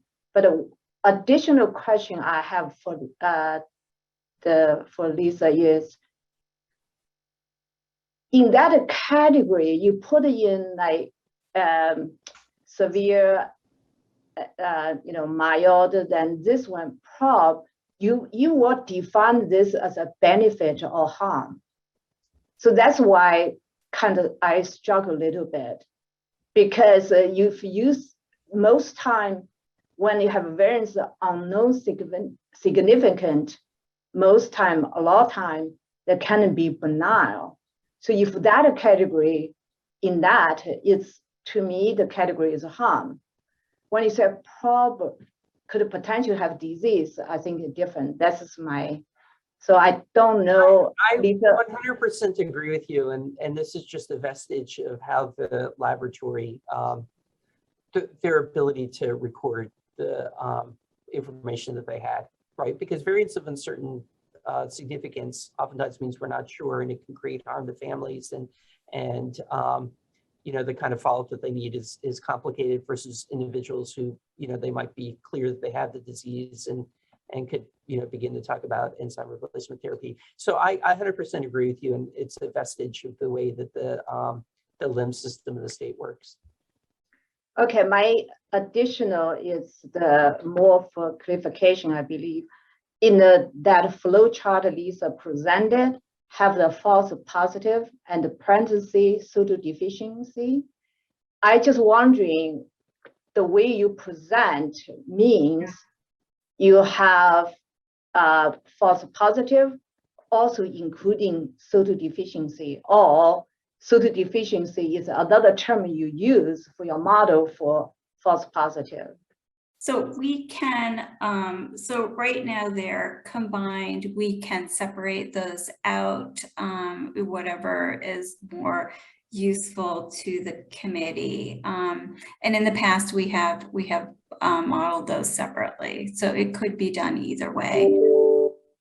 Thank you. I don't know. I don't think functional you needed to do that. I just want to be sure. Yeah, we'll be really clear. And other, okay. Appreciate that feedback. Thank you. Great. Well, because the in terms of the consequence is the same, because it's we don't want them, right? Okay. One more for Alex. So you estimated the cost is $1 to $6. So my question is, the range is because if the laboratory already have an instrument, you just need to worry about the reagent and the multiplexing, so you kind of get a lower end. It's $6 is a high end. If you don't have anything, you need to purchase everything. Yeah, it has to do with the technology that you use and the degree to which you have to purchase reagents. So, if you have to adopt, for example, the fluorometry versus incorporating the tandem mass spec and that kind of thing. So, and again, it's difficult to get to cost just because different programs are coming into things with different resources ahead of time. And so, I don't think we can promote Scott. He could talk about the cost if you wanted, but it just, I feel most comfortable putting these ranges on it and describing the kinds of things that individual programs would have to do if they want to move forward with it so that they can understand that. But the range is somewhere between there. Thank you. Jeff Brosco? Jeff Roscoe, committee member. Let's start with a comment, and I have a specific question I think will be easy for you, Alex. And the comment is related to not just this condition, but a number that are coming through, and that is figuring out what benefit really means. You know, and Scott asked about, is 33 meters a lot? And Alex, you said, well, you know, a lot depends on the families. And I guess we could try to make some sense of that by saying, well, how far what's the mean that you go in the 6 minutes, right? And try to figure quantitatively. But for this condition and many others, there are still going to be some issues even after full treatment, right? Morbidity continues. And so having some research, and this is where the Hersa MCHB big money comes in, or other organizations, is trying to figure out what really matters to families per condition. And then making sure that the nominating groups put forward saying, these are the outcomes that we think are important. So what's beyond mortality is someone's able to walk this much further. Someone's able to do these things more. And there's some research now, of course, in patient-centered outcomes, but I feel like we really need to have a lot more of that to be able to make good decisions as a committee about whether the investment in newborn screening is worth the outcome. All right, I'll probably say that 3 more times in the next 2 days because I think it's so important. My question for you, Alex, is, all right, go ahead. Yes, go ahead. No, go ahead, and then I'll wax. All right. So the specific question is, as I was following that, it seems like there are at least 5 individuals who've been identified in pilot state newborn screening programs. Is it possible to get outcomes on those children and get a sense of what's happening with them? Or is it so new that we don't really know yet? Well, I think that it's so new, it's going to be hard to say anything just because it takes time for things to evolve. But we've been in conversation with the follow-up folks just to see what's possible to get, and even at what point did they decide to begin, assuming that they did begin enzyme replacement therapy or some other kind of therapy. But getting back to your philosophical question, one of the things that I learned on the technical expert panel call that I thought was really important was the point around toileting, and that if you could have an intervention so that the toileting was easier as the child aged, that would make a profound effect on families. Unfortunately, we haven't been able to find the kind of data that I was hoping that we would find around that. So I do think that there are these measures that we as clinicians don't realize are so important to families. And so I think that's such an important point that you've made, Jeff. The other thing is, I just want to be, again, very careful about, it's not just, 30 meters, because the population was so restricted in terms of who that analysis included. And I just worry that leaving the call, people say, well, there's a 30-meter difference if you begin this enzyme replacement therapy earlier. But there are a lot of, potential issues with the study that may limit the, what you can leave that study with. So I just again want to put the sort of caution flag around how much weight to put in 30 meters. It's Jeff Roscoe again, just so, because I want to clarify, because I remember the nominating group where we had concerns that early treatment may not affect cognitive ability, and that although there might be some improvements in some organ function, which is really important, there may not be in terms of cognitive ability. And so that to your point, that figuring out what's really important to families, toileting might be so important that it's worth it for newborn screening, and it's important to know. Thank you. Melissa Parisi. Thank you. And I just wanted to thank you. This is Melissa Parisi from NIH, and thanks for that presentation. I wanted to make a comment for the evidence review group that the NIH is actually funding a pilot screening project through RTI in conjunction with the state of North Carolina for MPS2 that was just awarded in September, however, so I don't think that they will have much data available for your review in time for the final presentation in February, but I just wanted to let you all know that there is another pilot project that is ongoing for MPS2. That's really helpful. I didn't realize that, but we should reach out to them, especially because I can inform us around some of the other implementation side of things, even if they haven't gotten to actual, screening. Great, thank you. May Baker, did you have another question?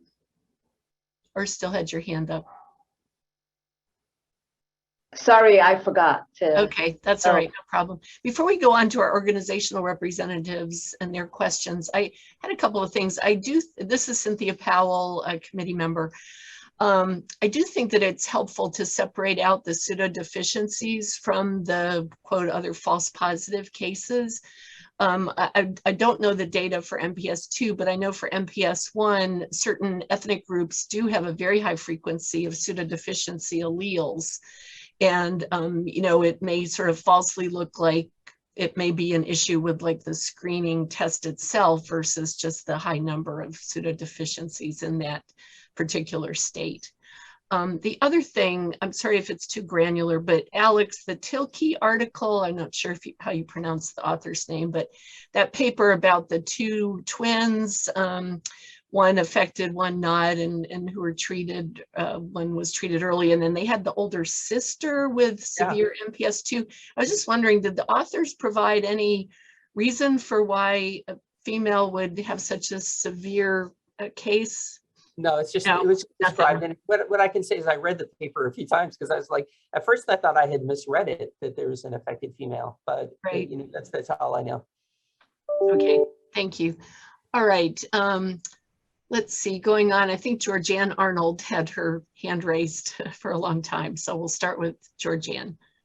Well, thank you. I have to say, Sean asked most of my question, but one of the things that I think is not clear to me is when states declare their affected rate, what are they using? Are they using the cases that are proven, or what are they doing with the VUSs?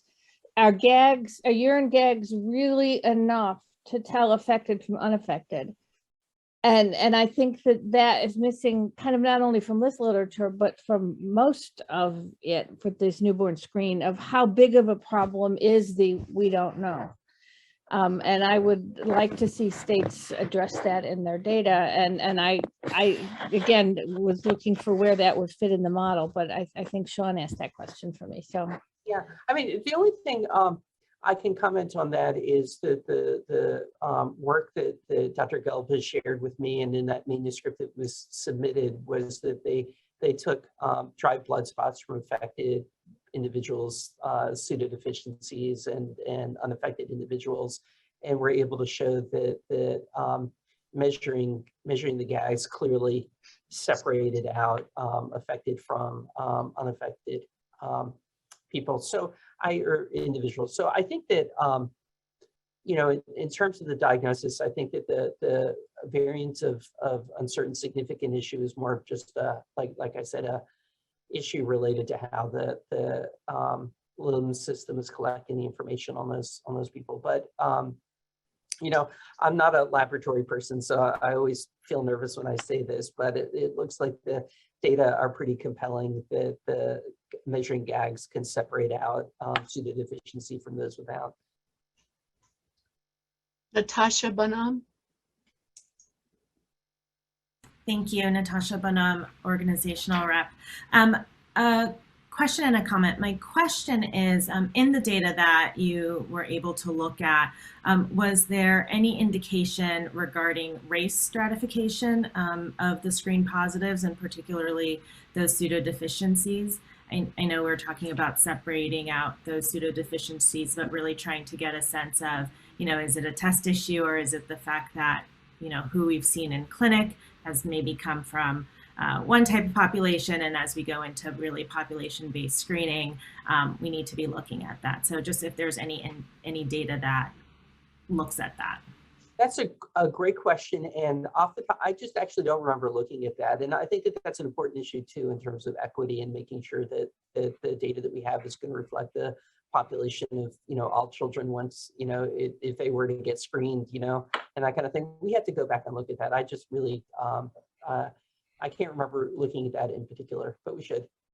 Great. Yeah, I think that would be really important, especially as the discussion of newborn screening and equity takes up more and more space, as it should. That'll be really key to that. And then my only comment is really I just kind of more of an observation. I think it's really interesting when we're talking about the language used and follow-up. I don't like to say versus lab because it's all part of the system. And just really thinking about that, and maybe as more of a 30,000-foot view of if there are ways that we can bring some harmony to, you know, when we're talking about the indicators and the data that's collected through lab and what we need to know from the follow-up side to actually know how this is impacting families and more of those long-term outcomes. So just to comment on that. Thanks. Yeah, thank you. And this is an issue that comes up all the time. So I'm glad you've raised that. Deborah Friedenberg. So both Sean and Joanne addressed most of my questions, but I just wanted to clarify two things. One is that going back to those variants of uncertain significant, those individuals did have GAGs detected as well, which is why they were not classified as pseudodeficiency. And the question within that was then the severity, whether it was an attenuated or a severe form, which we often face in lots of different conditions. And I just wanted to make certain I understood that properly. So that, and they're still being worked out in terms of, so, you know, talking to the follow-up, we haven't been able to get the information in terms of where they're expected to fall. And like I said, you know, it can take a while to figure out if they're going to be attenuated or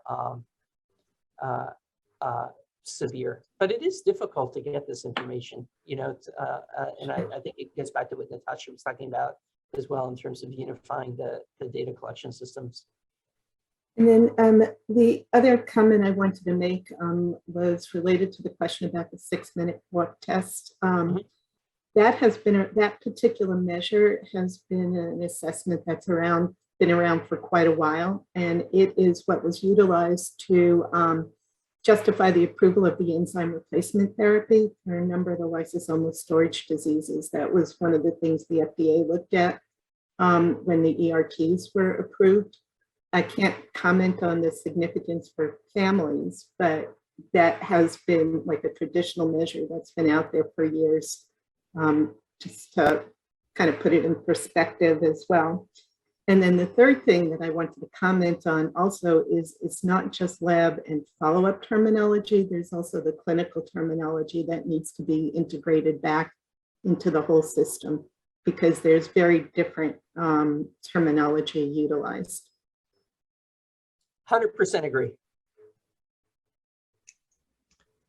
Jed Miller. Yes, hi, Jed Miller, Association of Maternal and Child Health Programs. First question, two questions. First one is, I think it was kind of answered in your response, Alex, to Dr. Powell's question about the sister that appeared to be impacted with the two, younger twin brothers, was about comparability of, her clinical picture and everything. I imagine that there is not much known on that, but just wanted to ask. Correct. And yeah. Okay, thank you. And then the other question is about the survival table for the Hunter Outcome Survey about percent with cognitive impairment. Are you able to comment on the methodology for that, for engaging cognitive impairment? Was it a binary question? Were parents given the opportunity to go with, and talk about severity? And have there been any analyses within that realm about if it's not binary? I can't comment on all the different ways that the cognitive impairment might be captured in the Hunter outcome study. What I can tell you is in the study that I showed with the 6-minute walk test, it was just dichotomized based on what the parents said. And so for that curve that showed the enzyme replacement therapy and the separation, I'm not sure if they used anything more granular than that, parent reported dichotomous outcome. All right, any other questions from committee members or organizational reps? Once again, I'd like to thank Dr. Kemper and Dr. Prosser for their presentations today. Thank you to the committee members and organizational reps for your questions and comments. And we look forward to the final ERG report in February at our next meeting. Thank you. All right, next I'd like to go on to overview of immediately actionable committee process updates. If I could have those slides brought up. While we're doing that, in February of 2019, the committee convened an expert advisory panel to review committee processes for nomination, evidence-based review, and decision-making identify processes that could be updated in order to strengthen the nomination, evidence-based review, and decision-making processes. Throughout the review process, the committee has discussed the proposed updates and received public comments. At the committee's last meeting in August, Dr. Kemper and I presented an overview of areas under consideration for potential update, which were categorized as immediately actionable, requiring further discussion, research, or policy change. Today, the committee will vote on the items identified as immediately actionable. I'd like to emphasize that throughout the review process, there were many recommendations identified that merit further consideration, and we will continue to explore feasible next steps. In preparation for today's vote, I want to briefly review the immediately actionable updates that we intend to vote on today, and we'll vote on those as a complete package. Committee members, in the briefing book, in addition to this presentation, you received an overview of the items up for vote. The review of the Advisory Committee on Heritable Disorders in Newborns nomination, evidence-based review, and decision-making process final report, which provides a detailed explanation and rationale for each of the proposed updates, the updated nomination form, and the draft decision matrix guidance, all of which will be referenced in the next several slides.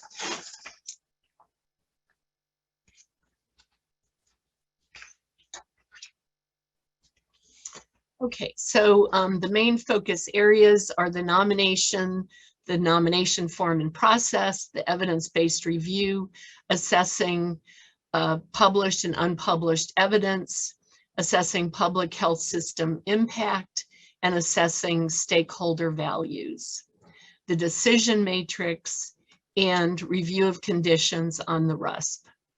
Next slide. For the proposed next steps categorized by level of actionability, these were separated into those immediately actionable, needs more discussion, needs more research, and needs policy change. And right now we're focusing on the immediately actionable. Next slide. So concerning the nomination process, the issue of that information requested from the nomination form does not directly link to specific and relevant information needed for the evidence review in areas such as registries, unpublished evidence, the screening algorithm and resources, and long-term follow-up, among other things. Revisions have been proposed for the nomination form. The new nomination form will be posted on the committee website in fiscal year 2022. Next slide. For the nomination form, highlighted in green are those new additions proposed, including the enzyme, if there is one. For incidence, include the US incidence estimate and citation. For the timing of clinical evidence, the relevance of timing of newborn screening to onset of clinical manifestations for the phenotypes that would be detected with screening. For the severity of disease, include the US distribution and the prevalence of known phenotypes if applicable. Next slide.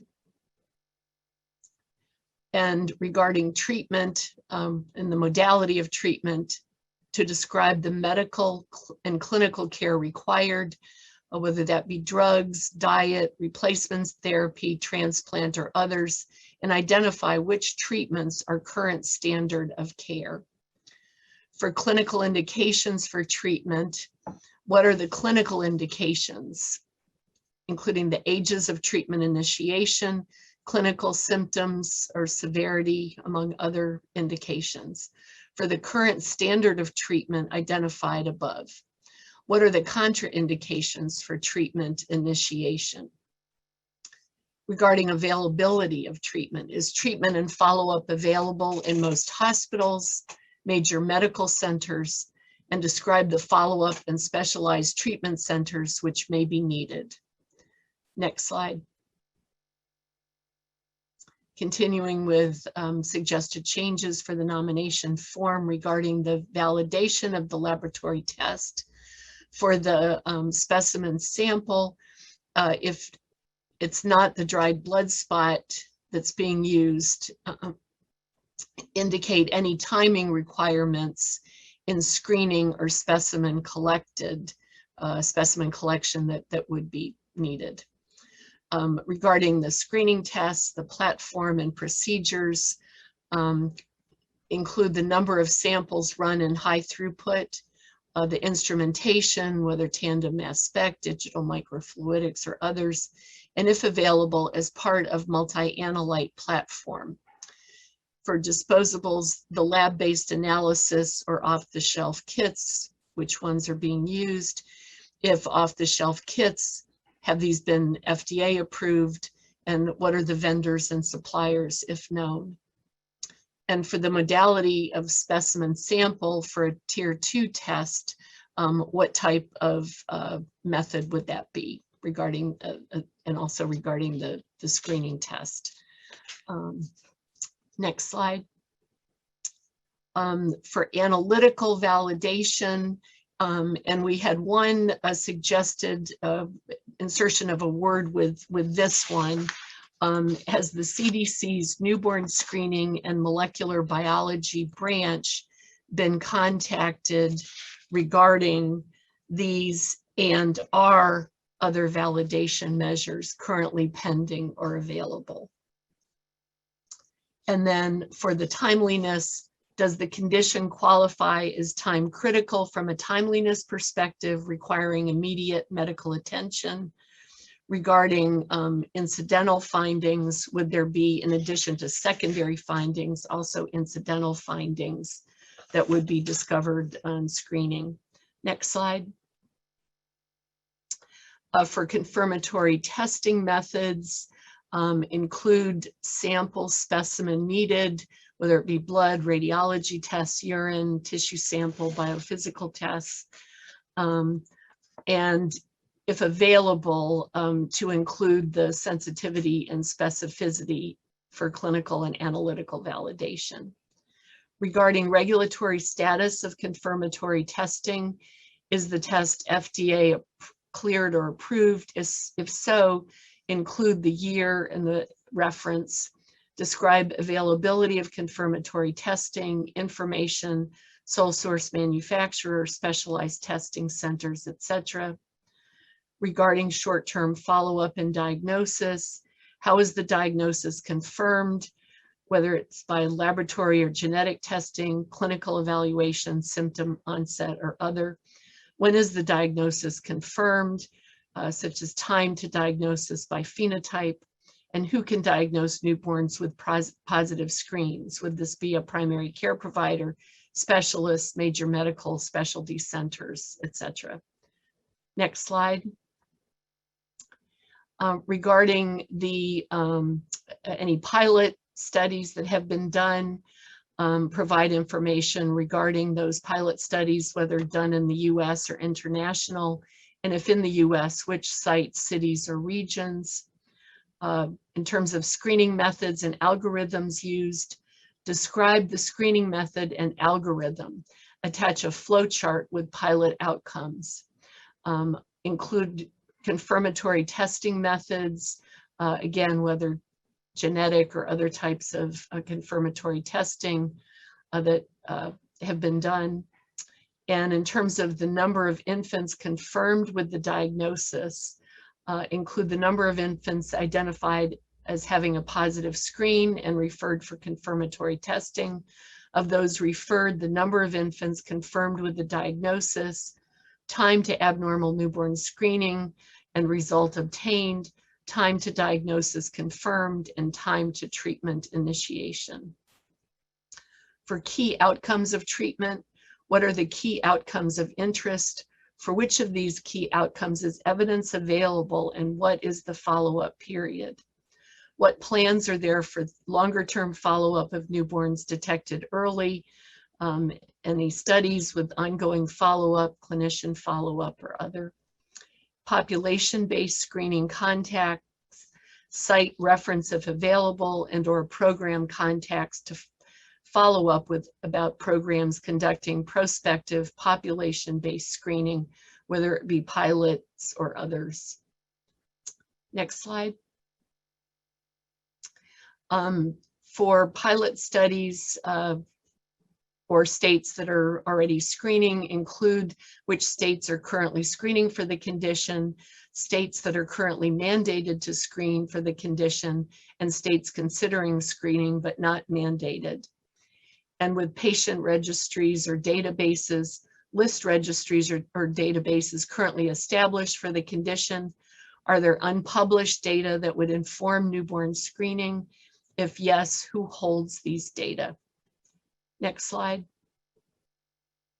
And finally, there's currently a limitation on the number of references, but the recommendation is that there be no limit on the number of references that can be included. All right, so I'd like to open this up for discussion now. Again, we'll have committee members go first, followed by organizational representatives. And please state your name and affiliation before speaking. May Baker. May Baker, committee member. I have a quick question for the first page. You have adding on the enzyme. I was just wondering, some disorders actually it's not enzyme problem. Are you expecting people put the NA, or what's the intention? Yeah, I think that would be appropriate to use NA. Yeah, as I think I mentioned, yeah, we know that there's disorders that may be considered that are not enzyme related, but where it's available, I think there might be a parentheses there, I'm not sure, but where available. I was wondering if the purpose to you define the gene, you want the function marker, can you use the other term? I don't know how easy it will, because in my mind, I think about the SCID, I think about the SMA. If you trying to make a nominator to define the marker, but I think you're right, is if it's not an enzyme deficiency, maybe you can just put an NA. Okay, thank you. Sean McCandless. Sean McCandless, committee member. Yeah, actually, my question is similar to May's, and that is, how would you see like CMV being listed as a proposed condition, or congenital hearing loss? Where would it seems like there's it seems like we're being more specific, and I'm not sure how things like that would be listed. I think that it would be, dependent on what the condition was, whether, all of the spaces could be or should be filled out. And we may need to look again at that to just make sure that it's clarified for those that are submitting. But I think, depending on the condition, one wouldn't expect all of the areas to be, to have information available on those. But even the type of disorder is not really very clear. I mean, again, SCID or hearing loss, what would be, or congenital cyanotic heart disease, critical congenital heart disease, how would those be classified, and does it matter? I mean, is it going to impact anything about the review? Mm-hmm. Did you want to suggest any specific changes, Sean, or? And Carla was suggesting in the chat, instead of enzyme, maybe gene product or critical measurement, critical biomarker. This is me again. I just want to quick, in my head, I thought use a biomarker is more generic. Mm-hmm. Okay.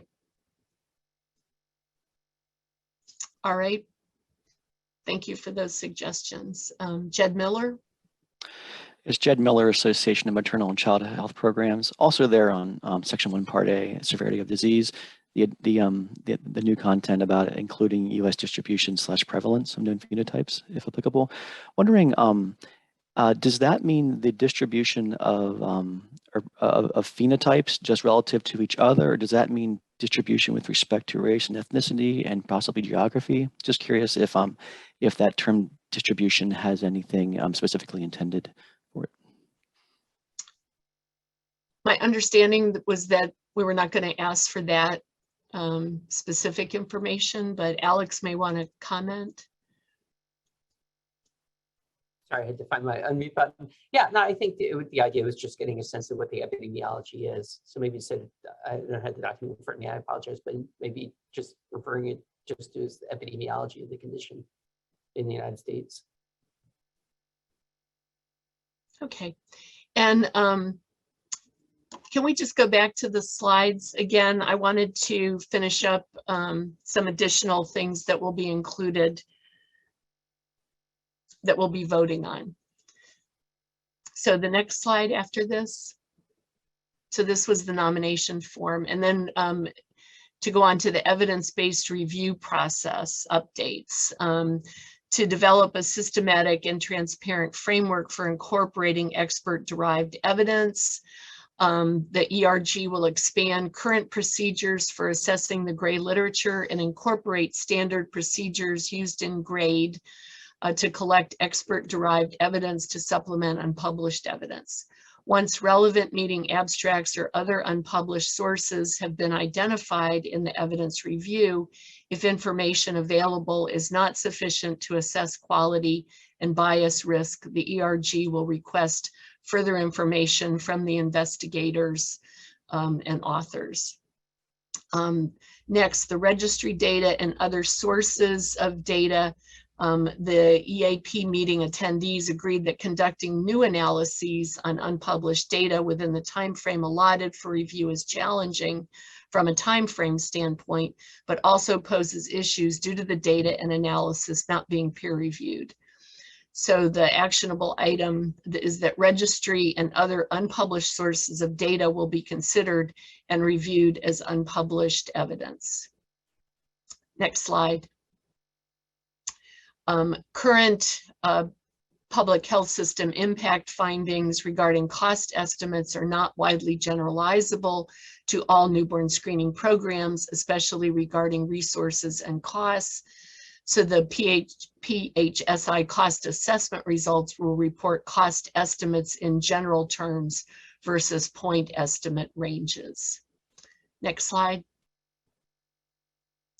And then finally, in terms of the decision matrix, no major changes have been done in the decision matrix, but additional guidance has been drafted to help committee members in utilizing the decision matrix.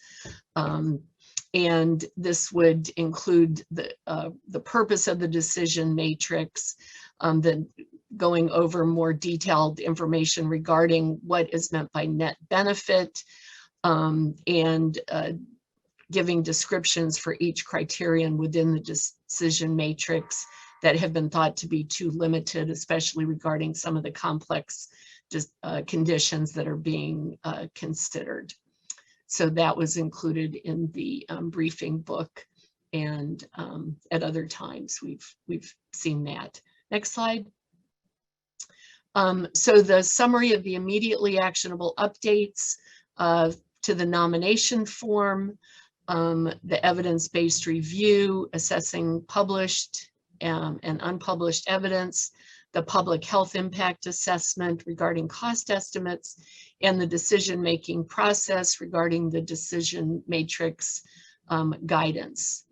And are there any other comments or questions from committee members and or organizational representatives. Scott Schoen.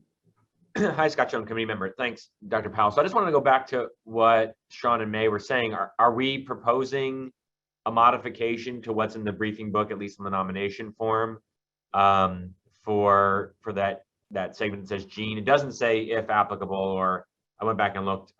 So I don't. Are we? Is there? I guess my ask is, do May and Sean want to propose? And I don't know. Maybe this is not in order, so forgive me. No, that's okay. Are we proposing to actually make a change to vote on, as opposed to leaving as is? First of all, and I guess just a second, I will just say I think the rest of the changes to the form do help from an NMP perspective. As a member of the NMP work group, I think that what we're asking for will help the process a lot. But I just wanted to make sure I didn't get lost in the back and I got lost in the back and forth on where do we land on those two pieces of. And also with Jed's question around, are we changing it to epidemiology? Like, where are we actually looking at on that form before we move towards a vote, please? Thank you. I think it depends on what the committee members think. You know, if it's just 2 or 3 fairly minor revisions, we can state what those are and then vote on the, you know, full package with those revisions. I think if it's going to need to be more major revisions, then we probably need to delay the vote and, you know, look at additional revisions of the form. You know, from what I'm hearing, we had one suggested change in section 2, part A, adding the word R to has the CDC's newborn screening and molecular biology branch been contacted regarding these, and are other validation measures currently pending or available? And then instead of asking for the enzyme, to change that to critical biomarker. In terms of the epidemiology, I'm not sure if there's specific wording changes or if people need a longer time to think about that. And Kelly Kelm has a question or comment. Kelly Kelm from FDA. I just had comments on, or clarifications I could provide on how to describe most cases it's FDA clearance or authorization, not approval. I can just pass along that those comments to you, Cindy, and the Hersa folks, just to ensure that's accurate. Okay.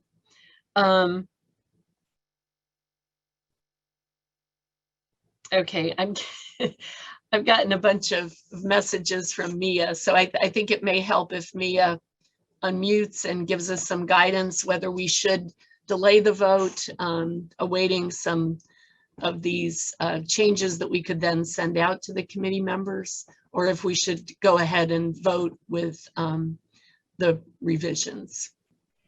Thanks, Dr. Powell. From what I'm hearing based on committee member feedback right now, it sounds like these are relatively minor revisions that we could summarize today on the webinar. And if committee members feel comfortable, we can vote to adopt or not adopt these changes today. If Dr. Powell, you feel comfortable moving in that direction, I'd be happy to record the proposed modifications.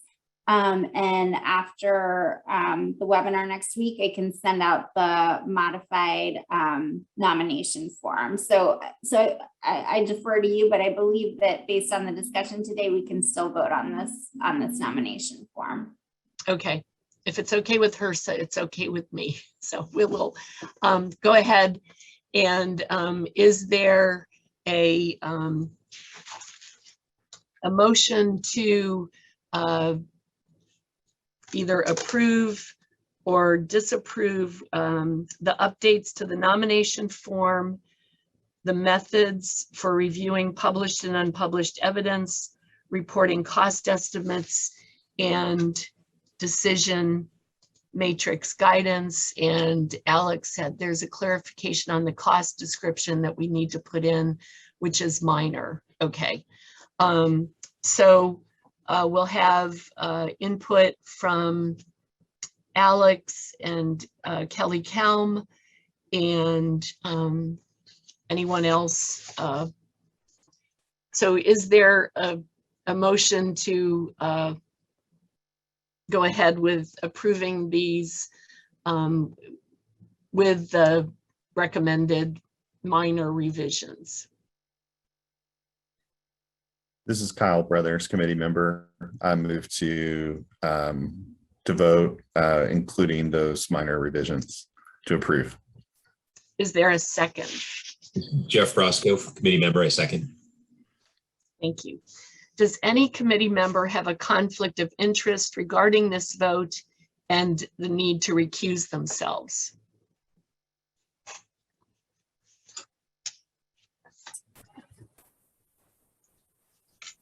Are there any abstentions?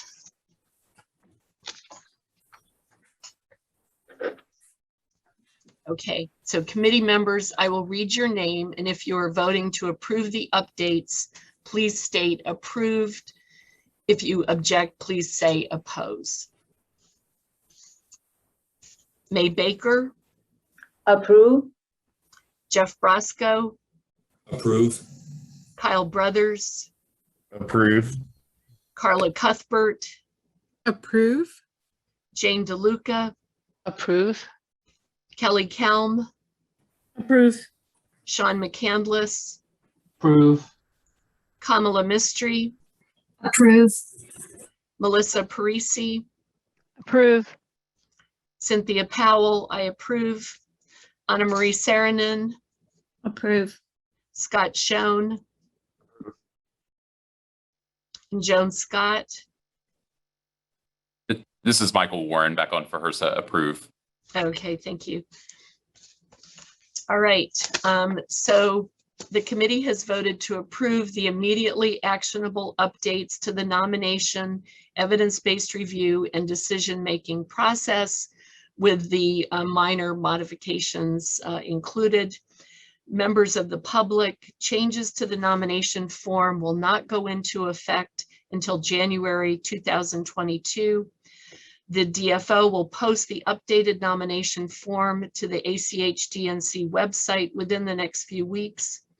Also, in early 2022, a series of consumer-friendly educational materials on committee processes, including an FAQ on the nomination process, will be made available on the committee's website. If you have any questions about the updated nomination form or condition nomination process, please contact Mia Morrison, the designated federal official for the ACHDNC at achdnc@hersa.gov. So I appreciate all the input from committee members and organizational representatives on these changes. We'll next go on to the final thing before we break. That is, and I'm going to provide a feedback on next steps at the February 2022 Advisory Committee meeting.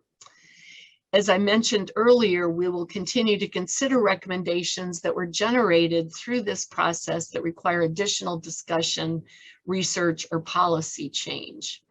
In the following slides, I'll provide a brief recap of those recommendations. Next slide. So we wanted to establish a plan to conduct regular review of conditions on the RUSP. Decisions are needed to define this process, including the frequency of review, how many to review in a year, how often to review different conditions that are already on the RUSP, what's the process for prioritizing the review of those RUSP conditions, should there be a nominating process or how would they be selected, what would be other considerations and criteria for reviewing those conditions, and then what are the goals and outcomes of doing this. Next slide. In terms of assessing long-term follow-up of newborn screening, what's the impact of newborn screening? what's the treatment and clinical outcomes, both short and longer term? What are the costs of implementation and treatment? What's the impact on the healthcare system and providers? And also consideration of equity and access long-term for those infants identified with conditions. Next slide. Establishing a priority list of research and development issues, which will be ongoing. Revisiting the decision matrix, specifically regarding the B ratings, where there's a moderate certainty of evidence. And it was felt that further discussion is needed to develop guidance regarding B ratings.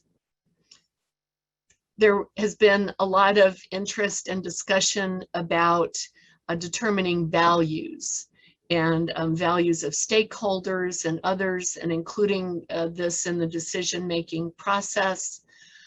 Certainly the limitations by the 9-month review make this extremely challenging, but something that we want to continue to consider. What are the preferences for newborn screening, especially among patients, families, and the public? And then how to capture values and preferences regarding attitudes and what are critical outcomes of these measures. Next slide. And that's it. So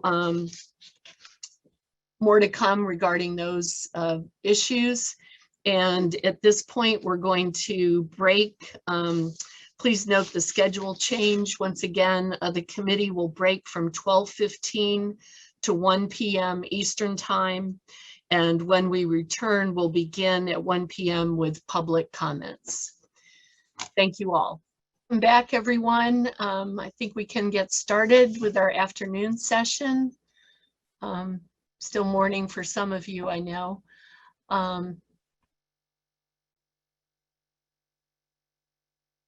Mia, are we ready to go ahead? Has everybody been able to rejoin?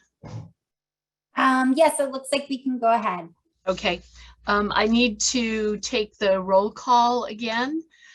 So we'll start with committee members from the Agency for Healthcare Research and Quality, Kamala Mistry.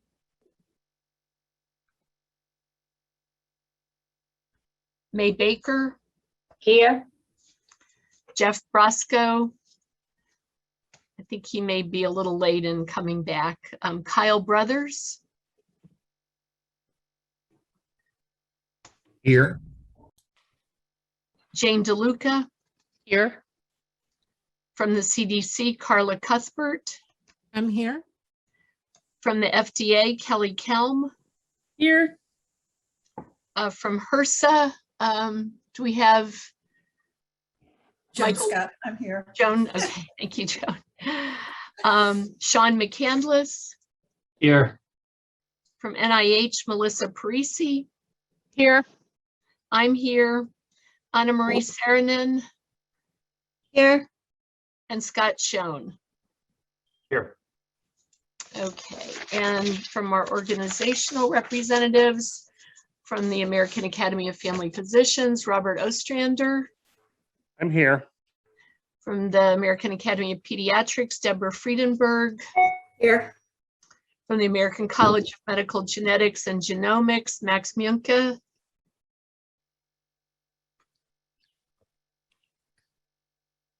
From the American College of Obstetricians and Gynecologists, Stephen Ralston. From the Association of Maternal and Child Health Programs, Jed Miller. Here. From the Association of Public Health Laboratories, Susan Tanksley. I'm here. From the Association of State and Territorial Health Officials, Chris Kuss.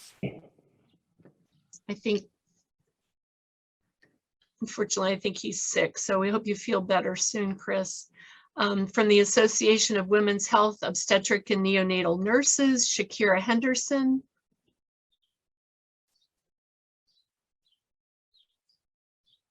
And I see that Dr. Henderson is here. Okay, thanks, Mia. From the Child Neurology Society, Margie Ream. I'm here. From the Department of Defense, Jacob Hogue. Here. From Genetic Alliance, Natasha Bonham.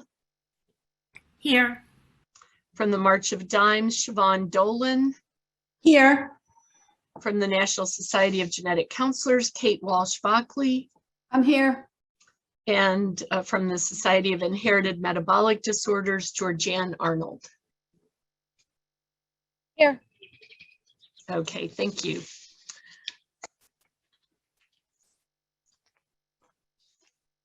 All right, next we're going to have our public comment period.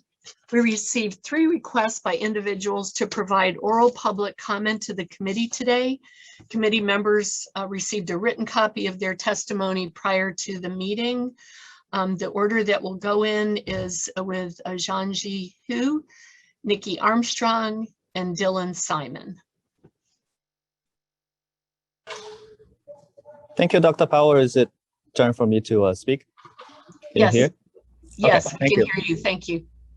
Thank you for the opportunity to comment. Hello, everyone. My name is Mike Hu, co-founder of Project Guardian, a nonprofit organization dedicated to push newborn screening forward.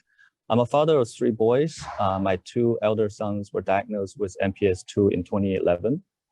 Over the past decade, my younger son has shown better outcomes due to his pre-symptomatic diagnosis and treatment, which has inspired my passion for newborn screening. I have to apologize. I'm at the Children's Hospital with him today for his trial treatment, so bear with me when there are background noises for announcement and whatnot. I submitted a written comment, but I'm going to digress a little bit today. In response, I want to just comment on the MPS 2 evidence that we have seen earlier and address some of the questions as a parent from the advocacy perspective. And the first one is for Dr. Xiong's comment on the paucity of data showing pre-symptomatic treatment benefit. And I want to say that this is at the heart of all of the challenges in terms of coming up with nomination packages. This is probably the most challenging one, which is to demonstrate the pre-symptomatic treatment benefit. And that is for a variety of reasons, but it's basically a chicken and egg conundrum. Without really implementing screening population-wide, we cannot identify these cases.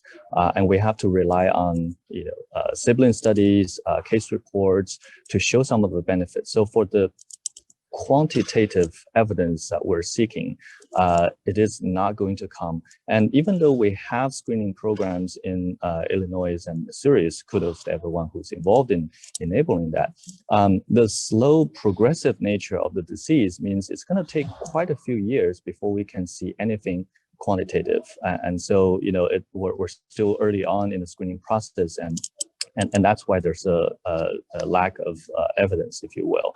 I do want to mention that in this regard, I hope, and this is not just for MPS 2, for other diseases as well, that when we consider the evidence, we will put the scientific rationale behind it as well. For something like MPS 2, whereby the scientific background of how the disease progresses and how the accumulation of gas causes progressive damage in all the organs, I think it's hard to argue that early start of treatment is going to be beneficial to control the GAG damage. We don't have the quantitative data to show for that, but the scientific rationale is there.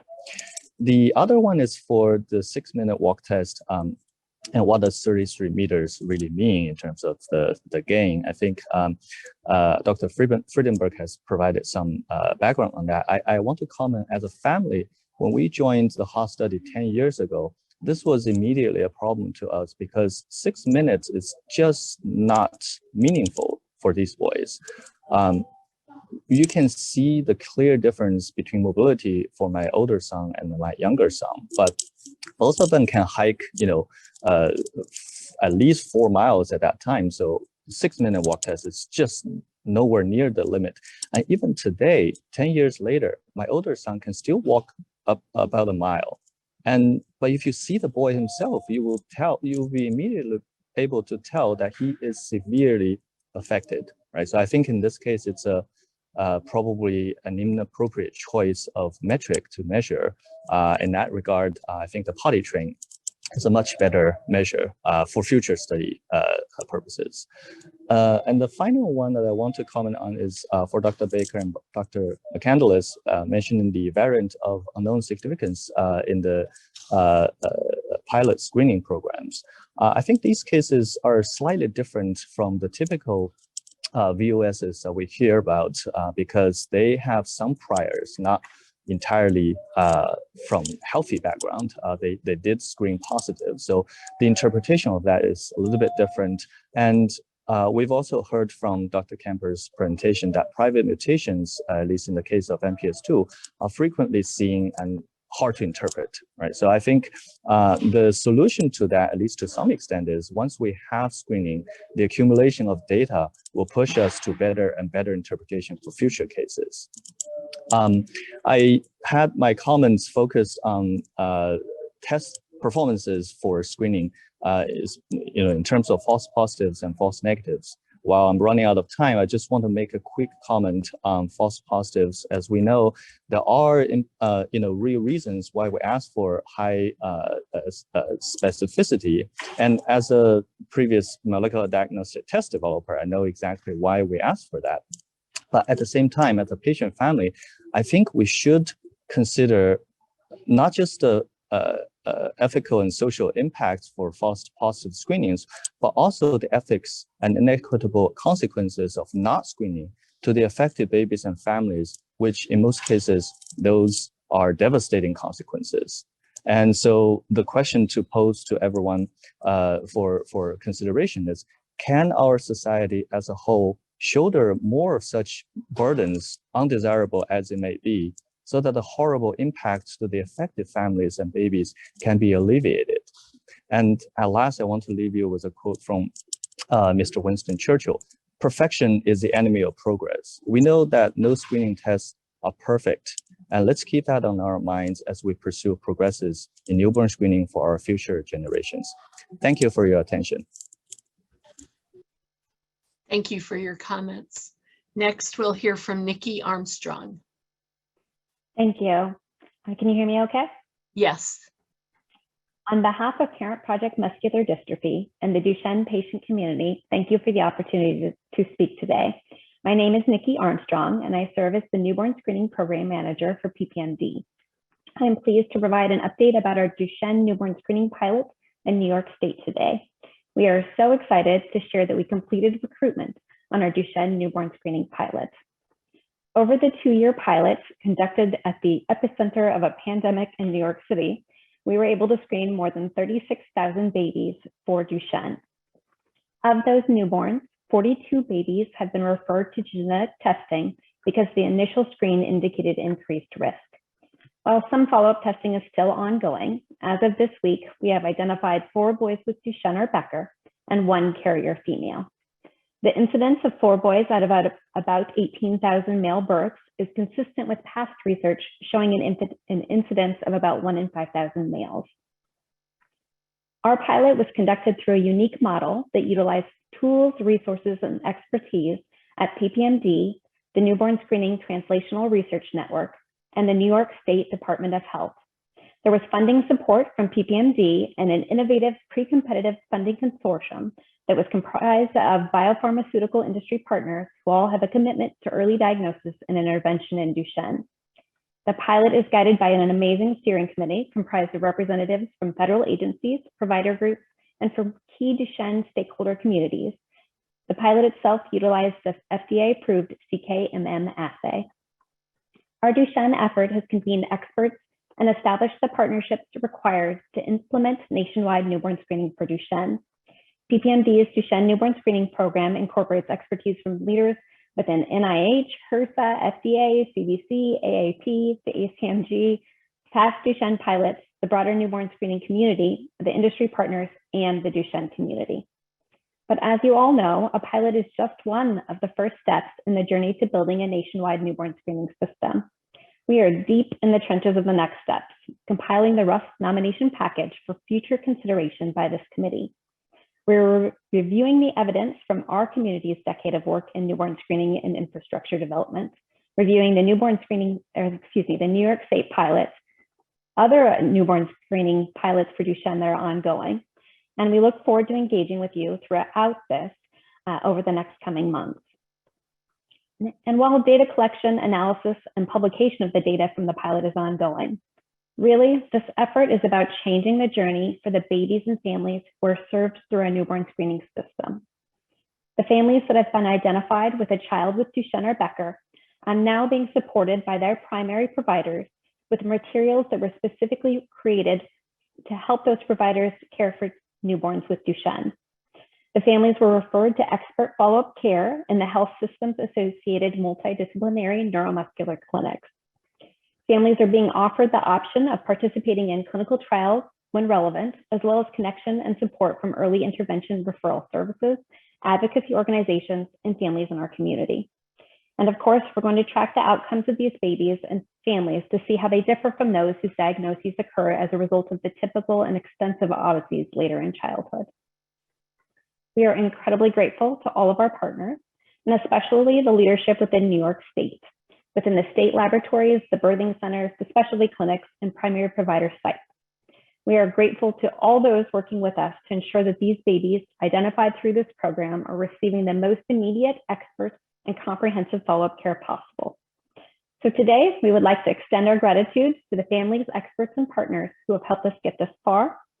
With now 5 approved therapies and a research pipeline filled with potential therapeutic interventions, newborn screening will provide optimal opportunities for care and treatment in Duchenne. Thank you. Thank you. And finally, we'll hear from Dylan Simon. Thanks so much, Dr. Powell. On behalf of the EverLife Foundation and the rare disease community, I'd like to thank the committee for providing me with the opportunity to offer comments here today. My name is Dylan Simon, and I serve as the Newborn Screening and Diagnostics Policy Manager for the EverLife Foundation for Rare Diseases. The Foundation's newborn screening initiative is focused on ensuring babies receive life-saving treatment opportunities through early diagnosis with newborn screening. Among the ways in which we work to achieve our mission is through empowering rare disease advocates to successfully navigate the newborn screening ecosystem through the facilitation of our annual newborn screening bootcamp program. The bootcamp convened in partnership with Expecting Health, who has been a great partner for all the 3 years we've run this bootcamp. And this year it was a three-week event designed to educate and engage newborn screening stakeholders. We were delighted with the success of our virtual event, with more than 230 individuals attending at least 1 week of the bootcamp. And I would like to thank the multiple members of the advisory committee and interview working group who participated in this year's event. We would especially like to recognize the members of the Hersa team and Dr. Cynthia Powell for preparing and delivering a thorough review of the upcoming changes to the RUS nomination and evidence review process. Other topics covered during the bootcamp include overviews of the overall newborn screening system, opportunities for addressing racial inequities within newborn screening, and the process of adding a condition to a state newborn screening panel. This was a rare and wonderful opportunity for many within our community to actively engage with the newborn screening system to glean more insight with the impending updates. Thank you for the time for the time you took to engage with us. And in closing, over the past year, I and other representatives of the EverLife Foundation have shared the perspective of our Community Congress newborn screening working group partners on such topics as creating a central database to support longitudinal studies, the challenges in conducting pilot studies, not sacrificing the pace of review when implementing the proposed updates to the evidence review and nomination process.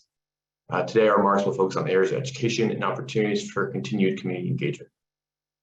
As you know, revisions to the evidence review process will impact stakeholders across the newborn screening system. Changes to the data requirements will impact the design of studies conducted for a RUS nomination package. Any review of current RUS conditions will require additional oversight and data reporting for state newborn screening programs. For these reasons, we suggest the advisory committee create a suite of educational materials for newborn screening stakeholders, identifying changes to the evidence review process and how those changes impact specific components of the newborn screening system. It was great to hear earlier Dr. Powell talk about these materials already in development, and we look forward to that. To accomplish these goals, we do encourage the establishment of a multi-stakeholder working group, including representatives from the patient community to inform the development and dissemination of these materials. We were happy to provide resources for the development of the FAQ document for nominators, and we look forward to supporting the creation of additional materials. We are grateful for the opportunities the committee has continued to provide for input. I encourage the committee continues to solicit input from multiple stakeholders about how the proposed updates will impact the various stakeholder communities. Thank you again to the advisory committee for your tireless efforts on behalf of our nation's newborns. We're encouraged by all the great work that is occurring within the newborn screening space and look forward to continuing to help advocate effectively navigate and engage in the community. Thanks so much. Thank you. Thank you to all of you for your written and oral comments. We're now going to go on to our last presentation of the day. This will be from Dr. Melissa Raspa, who is a senior scientist and director of genomics, ethics, and translational research program at RTI International. She will discuss the HRSA newborn screening portfolio evaluation, exploring current and future needs of the newborn screening system, in part through conversations with state newborn screening programs. Much of Dr. Raspa's career has focused on understanding the needs of individuals with intellectual disability and their families, especially those with Fragile X syndrome and more recently Rett syndrome. She serves as a co-investigator on Early Check and leads the RTI team on a new award from the Eunice Kennedy Shriver National Institute for Child Health and Human Development to conduct a pilot study on mucopolysaccharidosis type 2. She is the project director for a study funded by the Centers for Disease Control and Prevention, which provides support to the North Carolina Newborn Screening Program and follow-up team to expand the state screening to include SMA, X-linked adrenoleukodystrophy, mucopolysaccharidosis type 1, and Pompe disease. Dr. Raspa. Great. Thanks, Dr. Powell. I'm hoping my slides are going to come up here in a minute, so we'll just wait for those. And while we're waiting, just special thanks to Hersa for the invitation to present today to the committee about some of our findings from the newborn screening portfolio evaluation. So there's lots to present today. So I'm hoping to hit some of the highlights of the next like 25 minutes or so, and then leave some time for questions.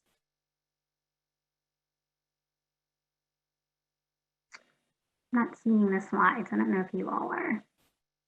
No, I'm not seeing them either, Dr. Raspa.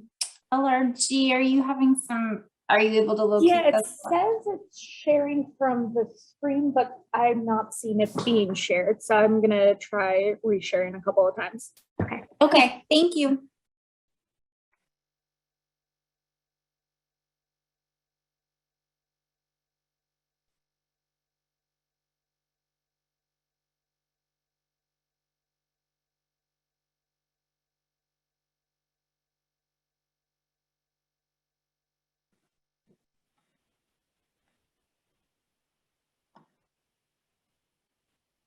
I still don't see them.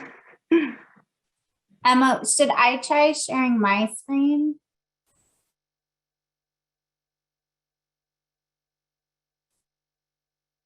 I'm fine with that. Okay.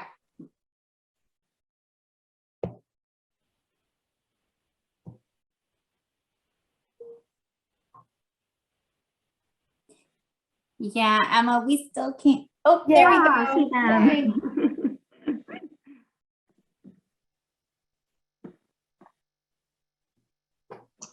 I don't know if you want to put on, there we go, on the slideshow. Perfect. Okay, great. Well, you can click to the next slide. Okay, so just to get us started, last September, HRSA awarded RTI a contract to evaluate, among other things, their newborn screening portfolio programs. Here we see the purpose of the evaluation, which was to understand the needs of the newborn screening system and its stakeholders, the unique role that HRSA programs play in addressing those needs, and also the unmet needs of the newborn screening system to help inform future programs. You can click to the next slide.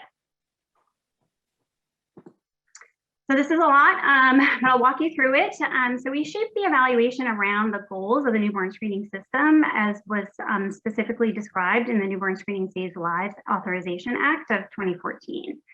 So there are 6 goals in all stated in the federal legislation.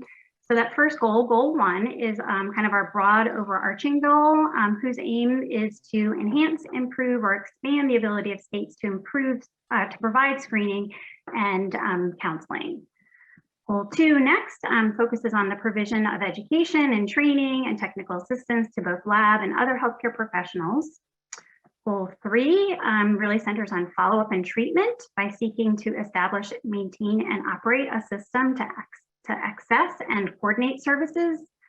Aim 4 is the timeliness goal of newborn screening, including starting with specimen collection all the way through diagnosis. Goal 5 is specific to families and other consumers and seeks to develop and provide education to these stakeholders.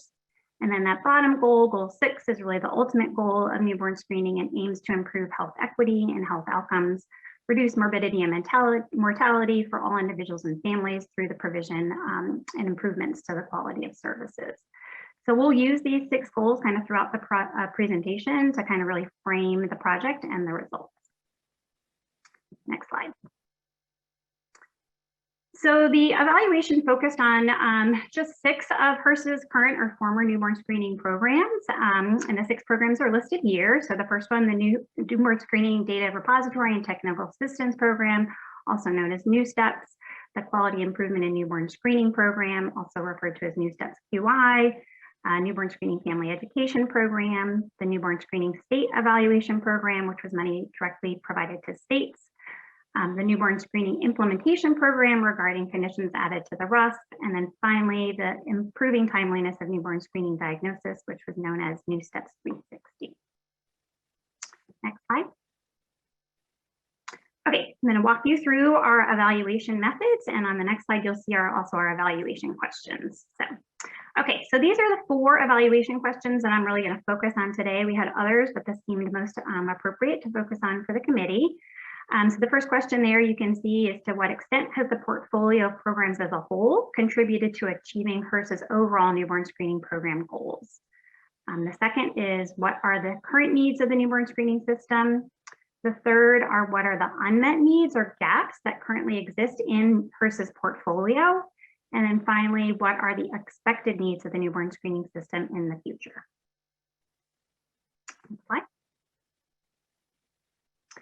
Okay, so we used both primary and secondary data as part of the evaluation.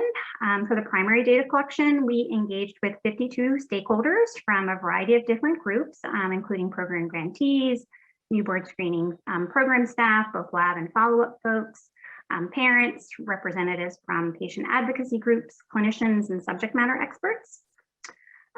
So for 32 of these stakeholders, we conducted individual interviews that lasted about an hour each.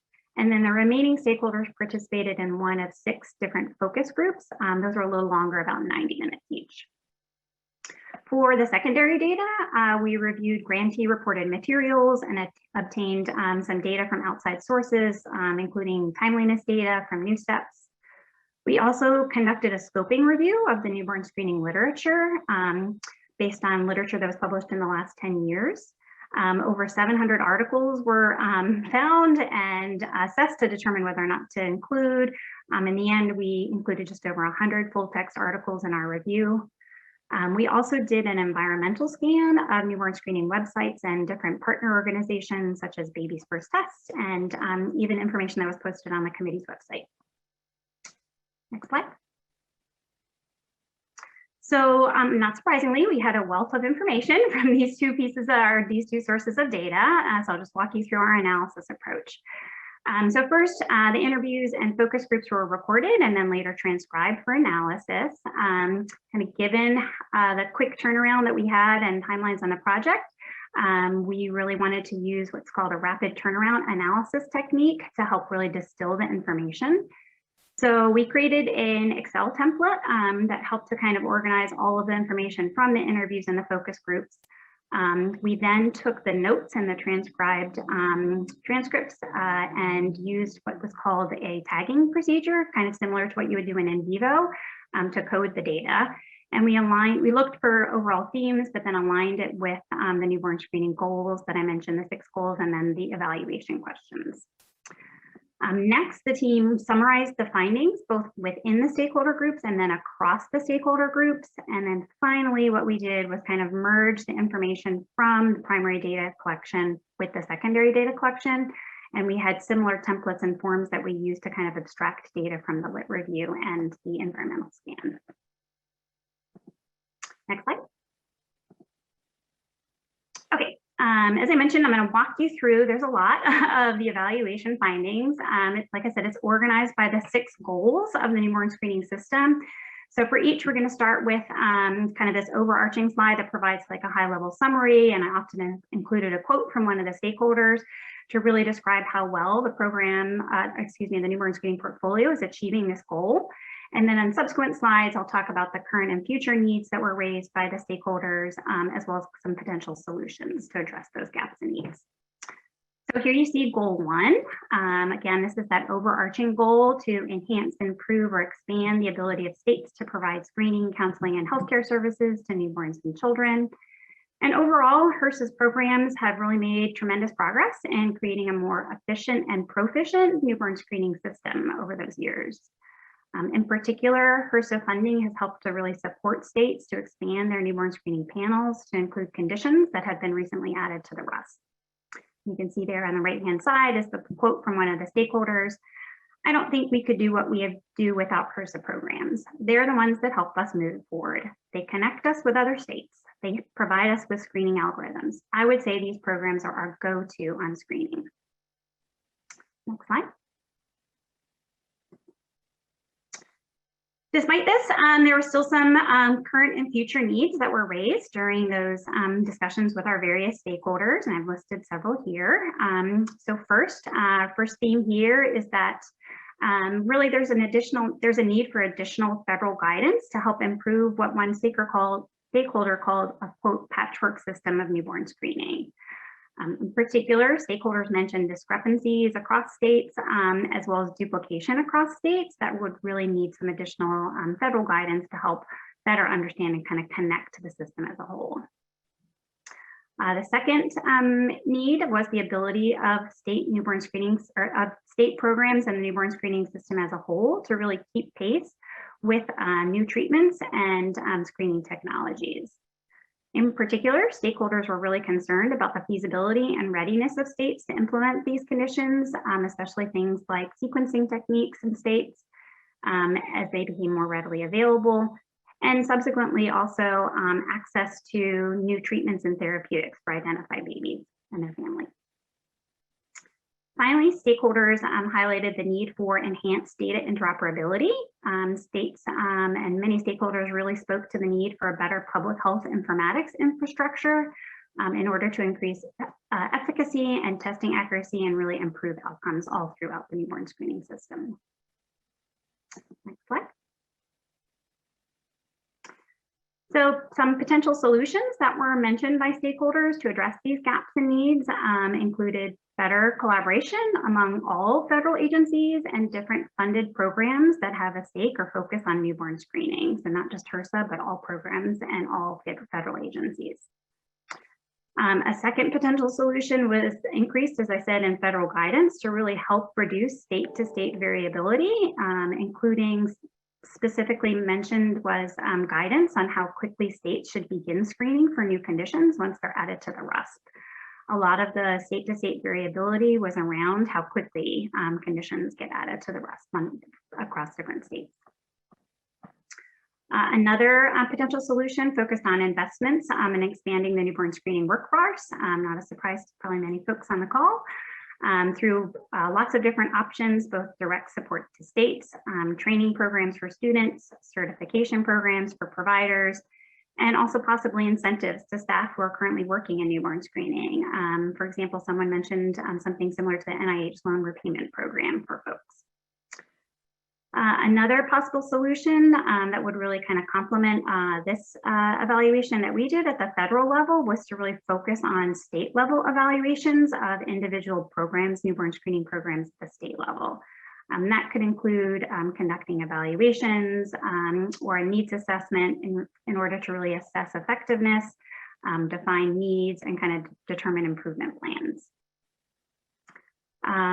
As been mentioned on today's call already, there was some talk and discussion around revisiting and possibly revising the RUSP review process. And then finally, the final solution was related to goal 1 was to provide direct support to states to really help with some of those kind of differences across states and really help to limit fee increases, buying new equipment, and really in general support staff. All right, next slide. We'll move on to goal 2.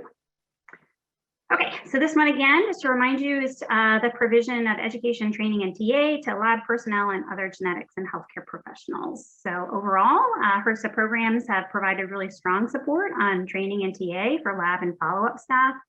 Again, especially related to timeliness, adding new conditions to state panels, and the new STEP data repository.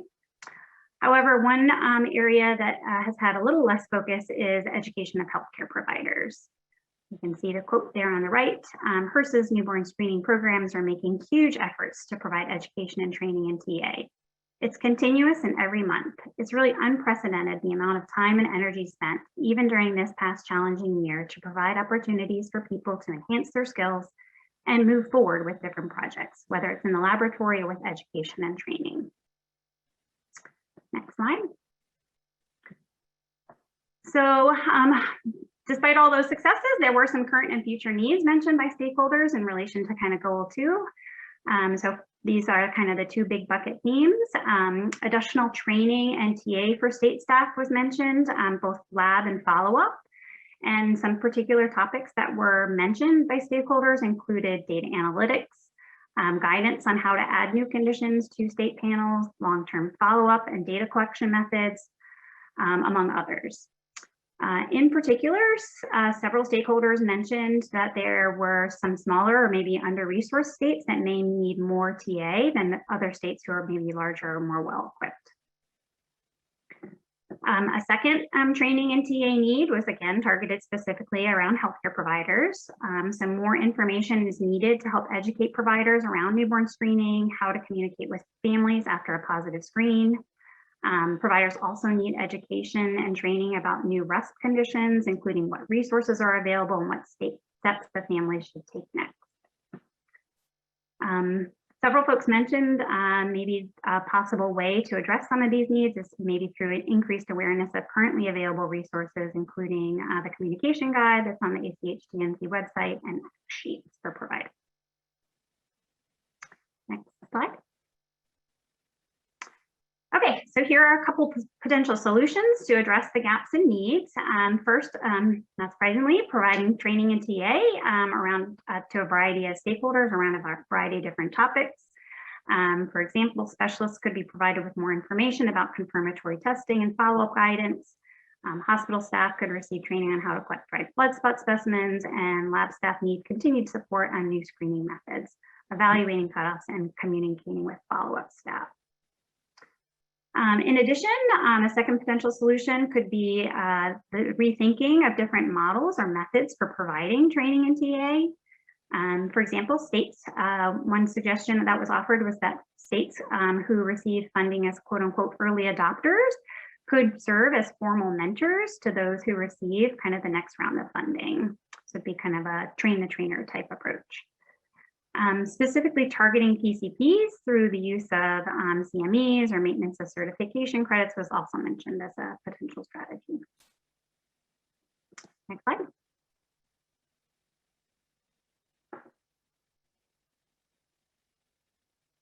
Okay, moving on to goal 3. Again, this is really the long-term follow-up and treatment goal by focusing on establishing and maintaining and operating a system to access, I can't get a word today, and coordinate follow-up and treatment. So overall, HRSA's newborn screening programs have really played a key role in the success of short-term follow-up, but more work remains around long-term follow-up. And you can see the quote there from one of the stakeholders that said, funding alone can't support the weight of goal 3. Next slide. So we heard a lot around this goal in our conversations with our different stakeholder groups, both current and future needs. And again, we've kind of distilled them down to these kind of 2 big themes. So first, there's a need for a national long-term follow-up system. However, many stakeholders that we talked with really talked about the challenges associated with establishing such a system. Examples include a lack of clear definition of long-term follow-up, limited guidance on who's responsible for collecting that data, how best to integrate long-term follow-up quality indicators with other metrics that are collected as part of newborn screening, and many, many others. The second area of need was really, again, this was a kind of a larger theme that we heard throughout the goals, was that kind of inconsistency across states and that state-to-state variability, in this case with regard to short-term and long-term follow-up. So as I was mentioning earlier, primary care providers often lack that knowledge about newborn screening and new conditions. And there's extensive differences both within and across states in how families are contacted and subsequently followed within newborn screening. In particular, their access to specialists, the provision of condition-specific information, and really helping families get connected to psychosocial supports. Next slide. So two potential solutions that were offered up during our discussions as ways to address these gaps and needs. First, stakeholders recommended the creation of a long-term follow-up system to really help track outcomes. Importantly, to mention that this could be done in collaboration with other federal agencies or even patient advocacy groups who have similar efforts underway, including condition-specific registries that we heard a little bit about this morning with MPS2. A center of excellence could be created to help support this long-term follow-up system. Investments made in the collection, maintenance, and use of the system would really maximize its utility. That second solution really focuses on coordination of treatment and support for identified infants and their families. So examples of potential solutions here could include providing condition-specific guidance on long-term follow-up, linking families to patient advocacy groups to meet their emotional and information support needs, and creating a clearinghouse of resources for clinicians and families about topics such as insurance coverage and educational needs, such as early intervention. Next slide. Okay, goal 4 focuses on the timeliness of the newborn screening system, or newborn screening in particular. This was really seen as a really huge success story by many stakeholders. HRSA programs were really attributed to making significant improvements in timeliness over the last several years. And as you can see in the quote there on the right, one stakeholder said, "I believe without New Steps 360, I don't think we would be where we are now." Next slide. So again, despite these successes, there were still some gaps. So current and future needs around timeliness included first, kind of the need to continue to focus on timeliness and not give it up, even though some of these achievements have been made, including a focus on quality improvement. So even though states, as I said, are meeting these quality indicators, many states are, there's a need to maintain these timeliness standards through ongoing education, quality improvement, and really funding. Next, data is needed beyond just the confirmatory diagnosis to know how quickly babies are getting into treatment and whether or not that's happening in a timely manner. However, many stakeholders mentioned that a lot of these things are dependent on the condition, so more nuanced look at timeliness goals by those specific conditions, especially those that are more time sensitive, like SMA, might be needed. And then finally, as has been echoed elsewhere in the talk, providers often lack that education around timeliness, and some states really are in need of additional support. Next slide. Okay, so possible solutions to address the ongoing needs related to timeliness include additional support to improve the timeliness of diagnosis and treatment by providing specific metrics for different conditions. Providing funding, training, and TA on data entry into the New Steps data repository in order to reduce burden on states and minimize data entry errors. Provide training and education to healthcare providers on timeliness through the use of practices such as grand rounds, personal stories, or other types of methods. And then finally, continued support to states to address those timeliness issues related to specimen collection, transportation of dried blood spots to state screening labs, or other screening quality indicators. Next slide.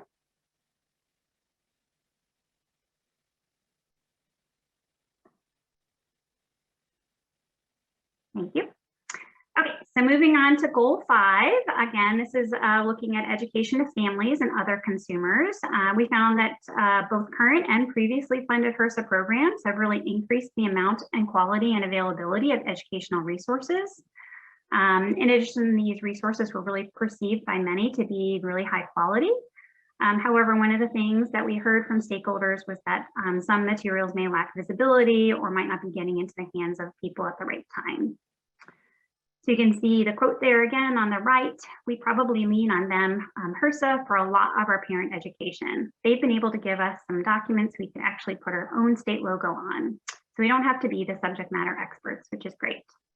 The ability to use that information and provide to families has been very helpful.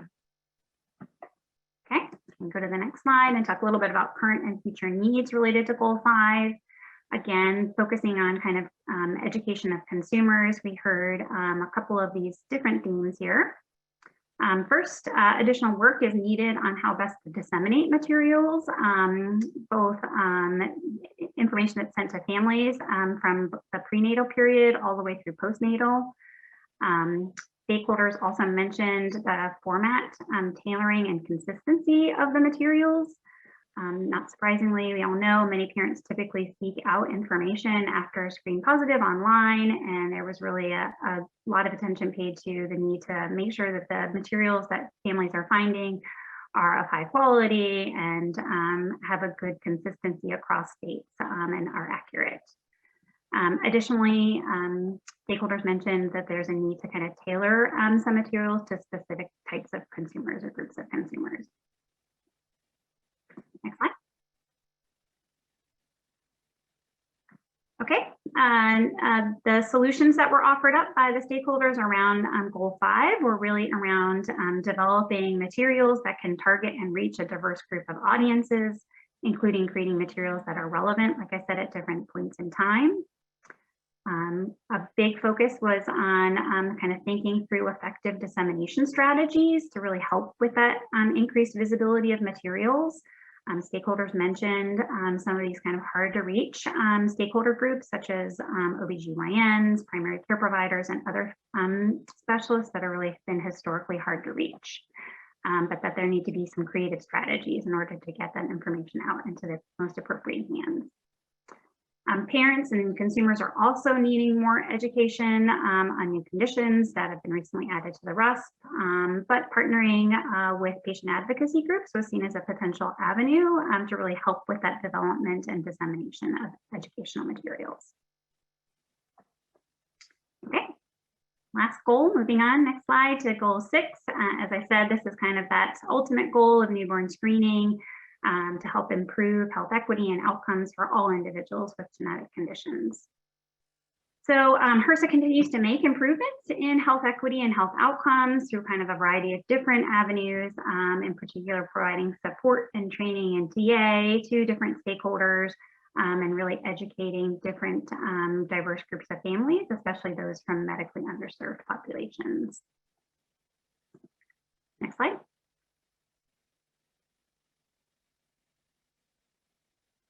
However, there's still work to be done. So a couple of the current and future needs that were mentioned by stakeholders include challenges related to the cost of and access to care, differences in insurance coverage for treatment of certain conditions, and equitable access to specialists were two things mentioned in particular. Difficulties in connecting families to social supports, especially those from underserved populations, also was a theme that we heard and a current and future need. As well as systematic racism and implicit bias that might be creeping into the system kind of later on for certain families. There was also the need for additional training and support to make sure that stakeholders were getting the information that they need and really to help to, like I said, address those differences between states. Next slide. So the potential solutions that we heard from stakeholders around Goal 6 to really address health equity and outcomes, first centered on education and training. And that first bullet you can see specifically around implicit bias and structural racism would really be beneficial for a variety of different newborn screening professionals. Several folks under bullet 2 there mentioned that the creation of a long-term follow-up system would really help to track health outcomes and really know whether or not there were any health equities kind of further on down the line in relation to kind of care and treatment for specific groups of people. In addition, there was a need for additional support and coordination for families in accessing genetic services and treatments, especially, like I said, those from underserved populations, and in particular, that second to last bullet for non-English speaking families. And then finally, as mentioned earlier, creating some quality metrics would really help to understand how newborn screenings programs are being effective on down the road with long-term follow-up and treatment to understand whether or not those health outcomes are being achieved. Okay, just got a couple more slides. Kind of want to, next slide you can advance to. I just want to share with you all some of really our high-level recommendations that we kind of synthesized all the information that was provided from these stakeholders and kind of couch them in these kind of three broad types of recommendations. So first up, you can see here are the policy recommendations that we had. So first and foremost, it seemed clear from all of the data and all of the information that we really need to make sure everyone's on the same page around kind of a strategic plan for newborn screening. In particular, one that identifies specific goals and addresses kind of the gaps and needs that were discussed today and mentioned by the stakeholders. That plan should really be created not in a silo, but with a variety of different newborn screening experts and different federal agencies so that it's applicable across the board. Second policy recommendation was around those state-specific evaluations. We really felt like that would be valuable information to individual states, not just kind of broad swath across the federal programs.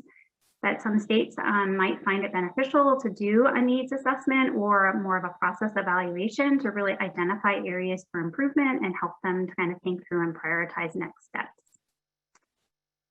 Finally, one of the kind of, like I said, big themes that we heard was the variability. Despite a RUSP and a federal guidance around newborn screening, there's still just a lot of state-to-state variability in the implementation of newborn screening. And one of our policy recommendations was really to help to continue to support states directly to implement those new conditions and provide funding through avenues such as the Title V block grants or even planning grants to help make it like a two-stage approach for those states who aren't quite ready to implement quite yet. Next slide. Our infrastructure recommendations were these two. So first and foremost, again, kind of reflecting back on some of those findings from goal 3 was to create a long-term follow-up registry or system in order to track outcomes. But again, importantly, we don't want to duplicate existing efforts or current condition-specific registries, but really kind of think at a broad scale about how that could look. Continued focus on interoperability. I mentioned that kind of early on a goal 1, but that was definitely something that seemed to be a continued need for states to really, like I said, help support their infrastructure, not only to develop plans, but then also implement those plans. And next slide. And finally, our practice recommendations included really, again, a big continued focus on training and TA. Timeliness, again, was also kind of important to states despite those successes. Things like tiered levels of support depending on states' needs and really helping kind of think through creative ways to provide that training and TA for states or under-resourced states that are kind of harder to reach. And then that final practice recommendation was really what we termed wraparound support for RUSP conditions. And that can start with adding a new condition to a state panel, but then taking it on through the newborn screening process, educating healthcare providers, both primary care providers and specialists about new conditions, and then really helping to connect families to services and supports to really meet their information and emotional support needs. So with that, the last slide, I just want to say thanks first and foremost to Hersa for our funding. It's been a pleasure working with them over the past year on this project. Also had a great team of staff at RTI, very large dedicated team who kind of went above and beyond to meet all of our timelines. Also wanted to take a special thanks to not only the committee members, many of whom were our stakeholders, but all of our stakeholders who really were so eager to provide such rich information, really kind of made this a great project to be working on. So with that, I can stop and open it up for some questions. Thanks very much, Dr. Raspa. We appreciate your summarizing this project to review portfolio evaluation. And we'll now open it up for questions as usual, first from our committee members, followed by organizational representatives. Please use the raised hand feature and remember to unmute yourself and state your first and last name each time you ask a question or provide a comment so that we can record things properly. First, we'll go to Joan Scott. Hi, everyone. Thank you, Melissa, for that great presentation. I just wanted to add a qualifying comment about, I think on your slide around resources and the availability of Title V, just to remind everyone that Title V funds are at the discretion of the states. They identify what their state needs, and it has to support the, the broad maternal child health priorities in their states. So the amount of that funding that may or may not be available for newborn screening is going to vary significantly depending on the state. Thank you. Can go to Robert Ostrander. Yeah, hi, thanks. Robert Ostrander, organizational rep for the AAFP. I want to talk a minute about and give you some insight into the family physician, and probably applies to pediatricians, although Deb may want to comment differently, what our educational situation is to maybe inform some approaches you might take to address the sort of gap there, which I'm very aware of, and much of what I've been doing as the organizational rep for this group, and I also am the organizational rep for the Interspecialty Collaborating Committee on Practitioner Education and Genomics in general, is to try to break into the various educational avenues we have through the academy, and we're competing with a lot of other things for educational opportunities, and our day-to-day members, these things they encounter relatively infrequently are often not at the top of their list for something they need CME for. So I don't think we're going to be very effective in focusing on just CME activities that carry some CMA credits with it, because again, everybody's pushing that on our members, and they all feel a bunch of gaps. On top of that, at least in New York and I think some other states, there's a whole slew of hours of mandatory CME we have to do all the time, because the legislature's response to every sort of socio-medical issue is to require mandatory education, and we have them on opioids, we have them on bloodborne pathogens, we have them on human trafficking, we have them on child abuse, and so a lot of the CME hours of the sort of sit-down sort get sucked up that way. I think it's important to understand that for most practicing family physicians, for the more unusual conditions, a lot of their education is done POC, point of care, at the time it comes up. And so we need to embed this education in the places that family doctors look. I'm also sit on the ACHD advisory group for the ACMG, and I'm a big fan of what we've done with those and what we continue to do with those, and getting people to pointed to them when they get their patient's newborn screening test abnormal result, because I think it provides pretty quick, succinct information, but I don't think it pops right up when doctors go where they go. And so UpToDate is a huge resource that lots and lots of primary care doctors use. And if you go to the newborn screening page, you'll find the X sheets listed on there. Near the bottom, Alex Kemper wrote that article, so maybe he can move the X sheets closer to the top when he does his revision. But more importantly, what's going to happen is docs are going to go on the condition-specific thing, and I don't know how we embed the sort of a quick down and dirty approach to an abnormal screening test for these conditions on the RUSP, but that's what people need at the point of care. So we pointed to an X sheet or else a specific thing in the article, whether it's on UpToDate or one Medscape or one of the other services that doctors use regularly.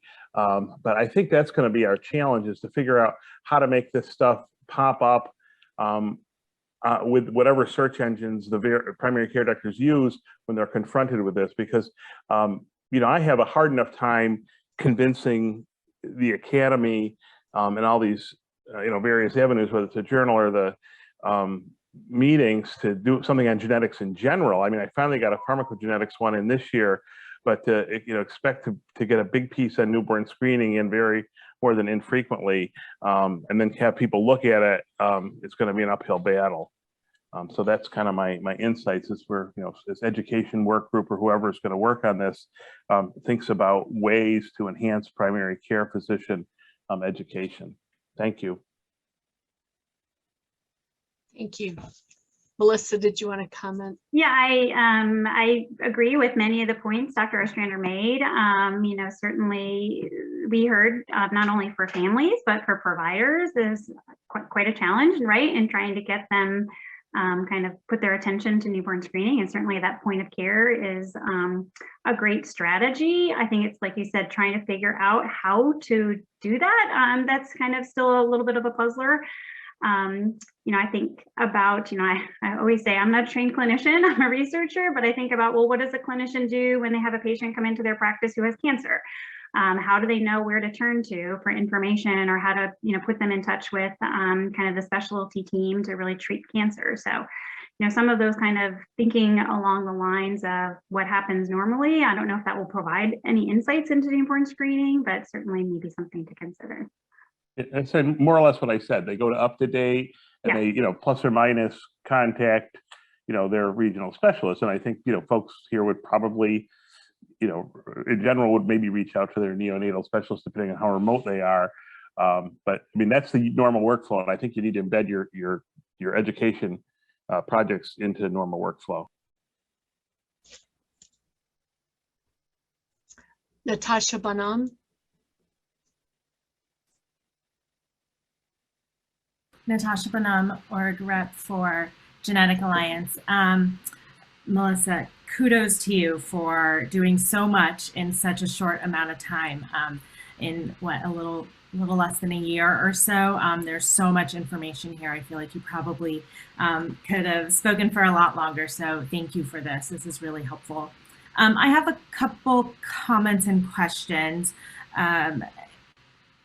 And this goes a little bit to what Bob was just saying. In the conversations you were having, talking about reaching providers and things like that, was there any indicator that this, to the stakeholders you spoke to, was particularly an issue when it comes to newborn screening, or part of that broader healthcare reaching providers who have, the list that Bob just said? I just wonder if there was any distinction that came up in the conversations you were having. Yeah, that's a great point. And, I will couch it in, we were specifically asking about newborn screening, in many of our questions. That said, stakeholders did mention kind of access to genetic services more broadly at times.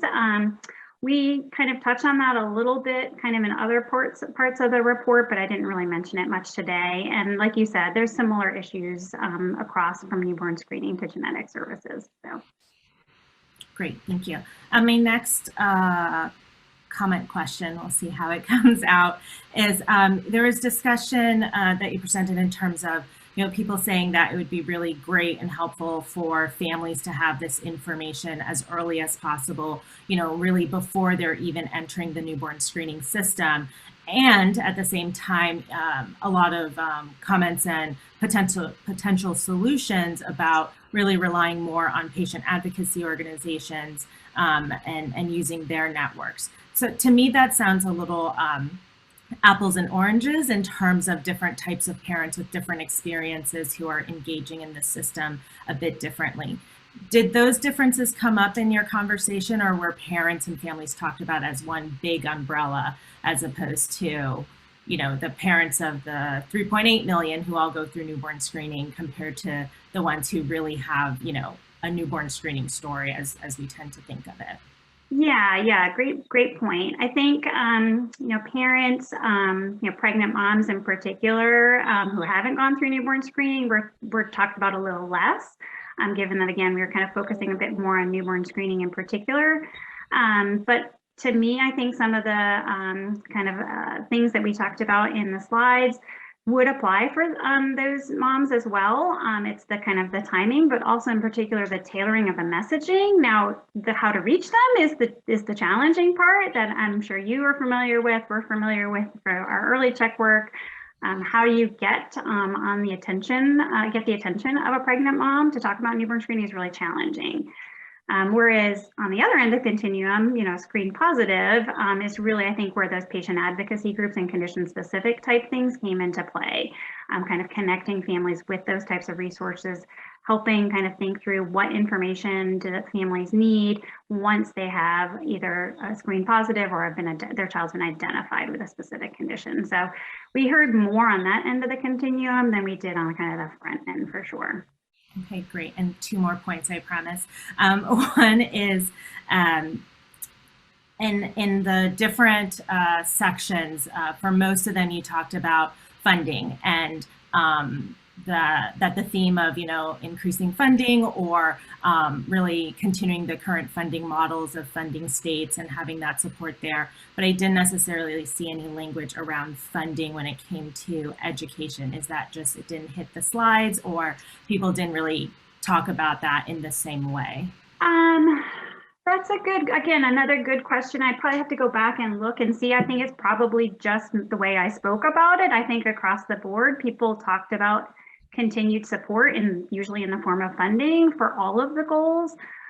Even like I said, the timeliness goal, people were very loud and clear, like, don't forget about it. Just because we've achieved this goal doesn't mean that we should just kind of move on and not focus on timeliness anymore. So I think it was probably just not as, I didn't highlight it probably as much in the slides, so.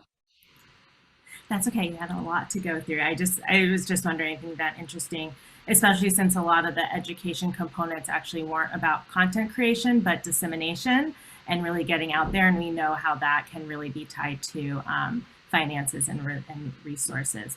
And then my one last point, and I really appreciate the fact that there is the whole section around health equity and all those really great suggestions of what can happen. I think that's critical, and there were some really good suggestions. And just one piece too, I think a lot of times, and this isn't just a newborn screening thing, but I think sometimes we think of, implicit bias and things like that creeping in. And I kind of call to this group to think about, it's not always something that's creeping in, but that's really has been baked into our healthcare system, especially for those who tend to be excluded from a lot of services, and just the importance of thinking about that in that frame of reference. But thank you so much for a really great presentation. Thanks, Natasha. Thanks. We'll take Susan and then Deborah next, and then I think we need to cut off our discussion for today. Susan Tanksley. Hello, Susan Tanksley, organizational representative for the Association of Public Health Laboratories. I just wanted to key in on a few things, and I'll try to be brief. In regards to timeliness, I really appreciate the mention of looking at post-analytic measures. When we had the timeliness work group years ago, and we came up with the pre-analytical and the analytical metrics, we mentioned at that time that we really did need to focus on time to treatment, time to intervention, what happens after the results are given to a healthcare provider. And I think that that's still critical, and that's really where we can make improvements still in the system. In addition to that, it's already been mentioned a little bit, but education earlier to families, and that's really been something we've talked about for years and years, the need to get information to parents in the prenatal period, make sure they understand newborn screening and are able to understand what it is and what it's not, so they can make better choices versus learning about it or not even learning about it when their baby's actually screened. And I think that continues to be really important and would be helpful to the entire newborn screening system. And then I appreciate the continued emphasis on training and technical assistance throughout the system as well. You know, in newborn screening programs, it's wonderful to have the funding that focuses on those things, so that, because there's often not that opportunity within our programs. So when there is grant funding or other programs through CDC or APHL that come down, it really is helpful for our programs. Thank you. Yeah, and I will just note, we did do, after we wrote the report, we hosted some stakeholder engagement sessions last summer. I didn't really mention those, but it was really to share some of this information and kind of probe on a couple other concepts with state newborn screening staff, again, both lab and follow-up. And the funding to states was one of the things that was really mentioned in some of the kind of the pros and cons, right, of doing that. But certainly there was no lack of need for or mention of like continued training in TA. So how to do it, I think, is the question.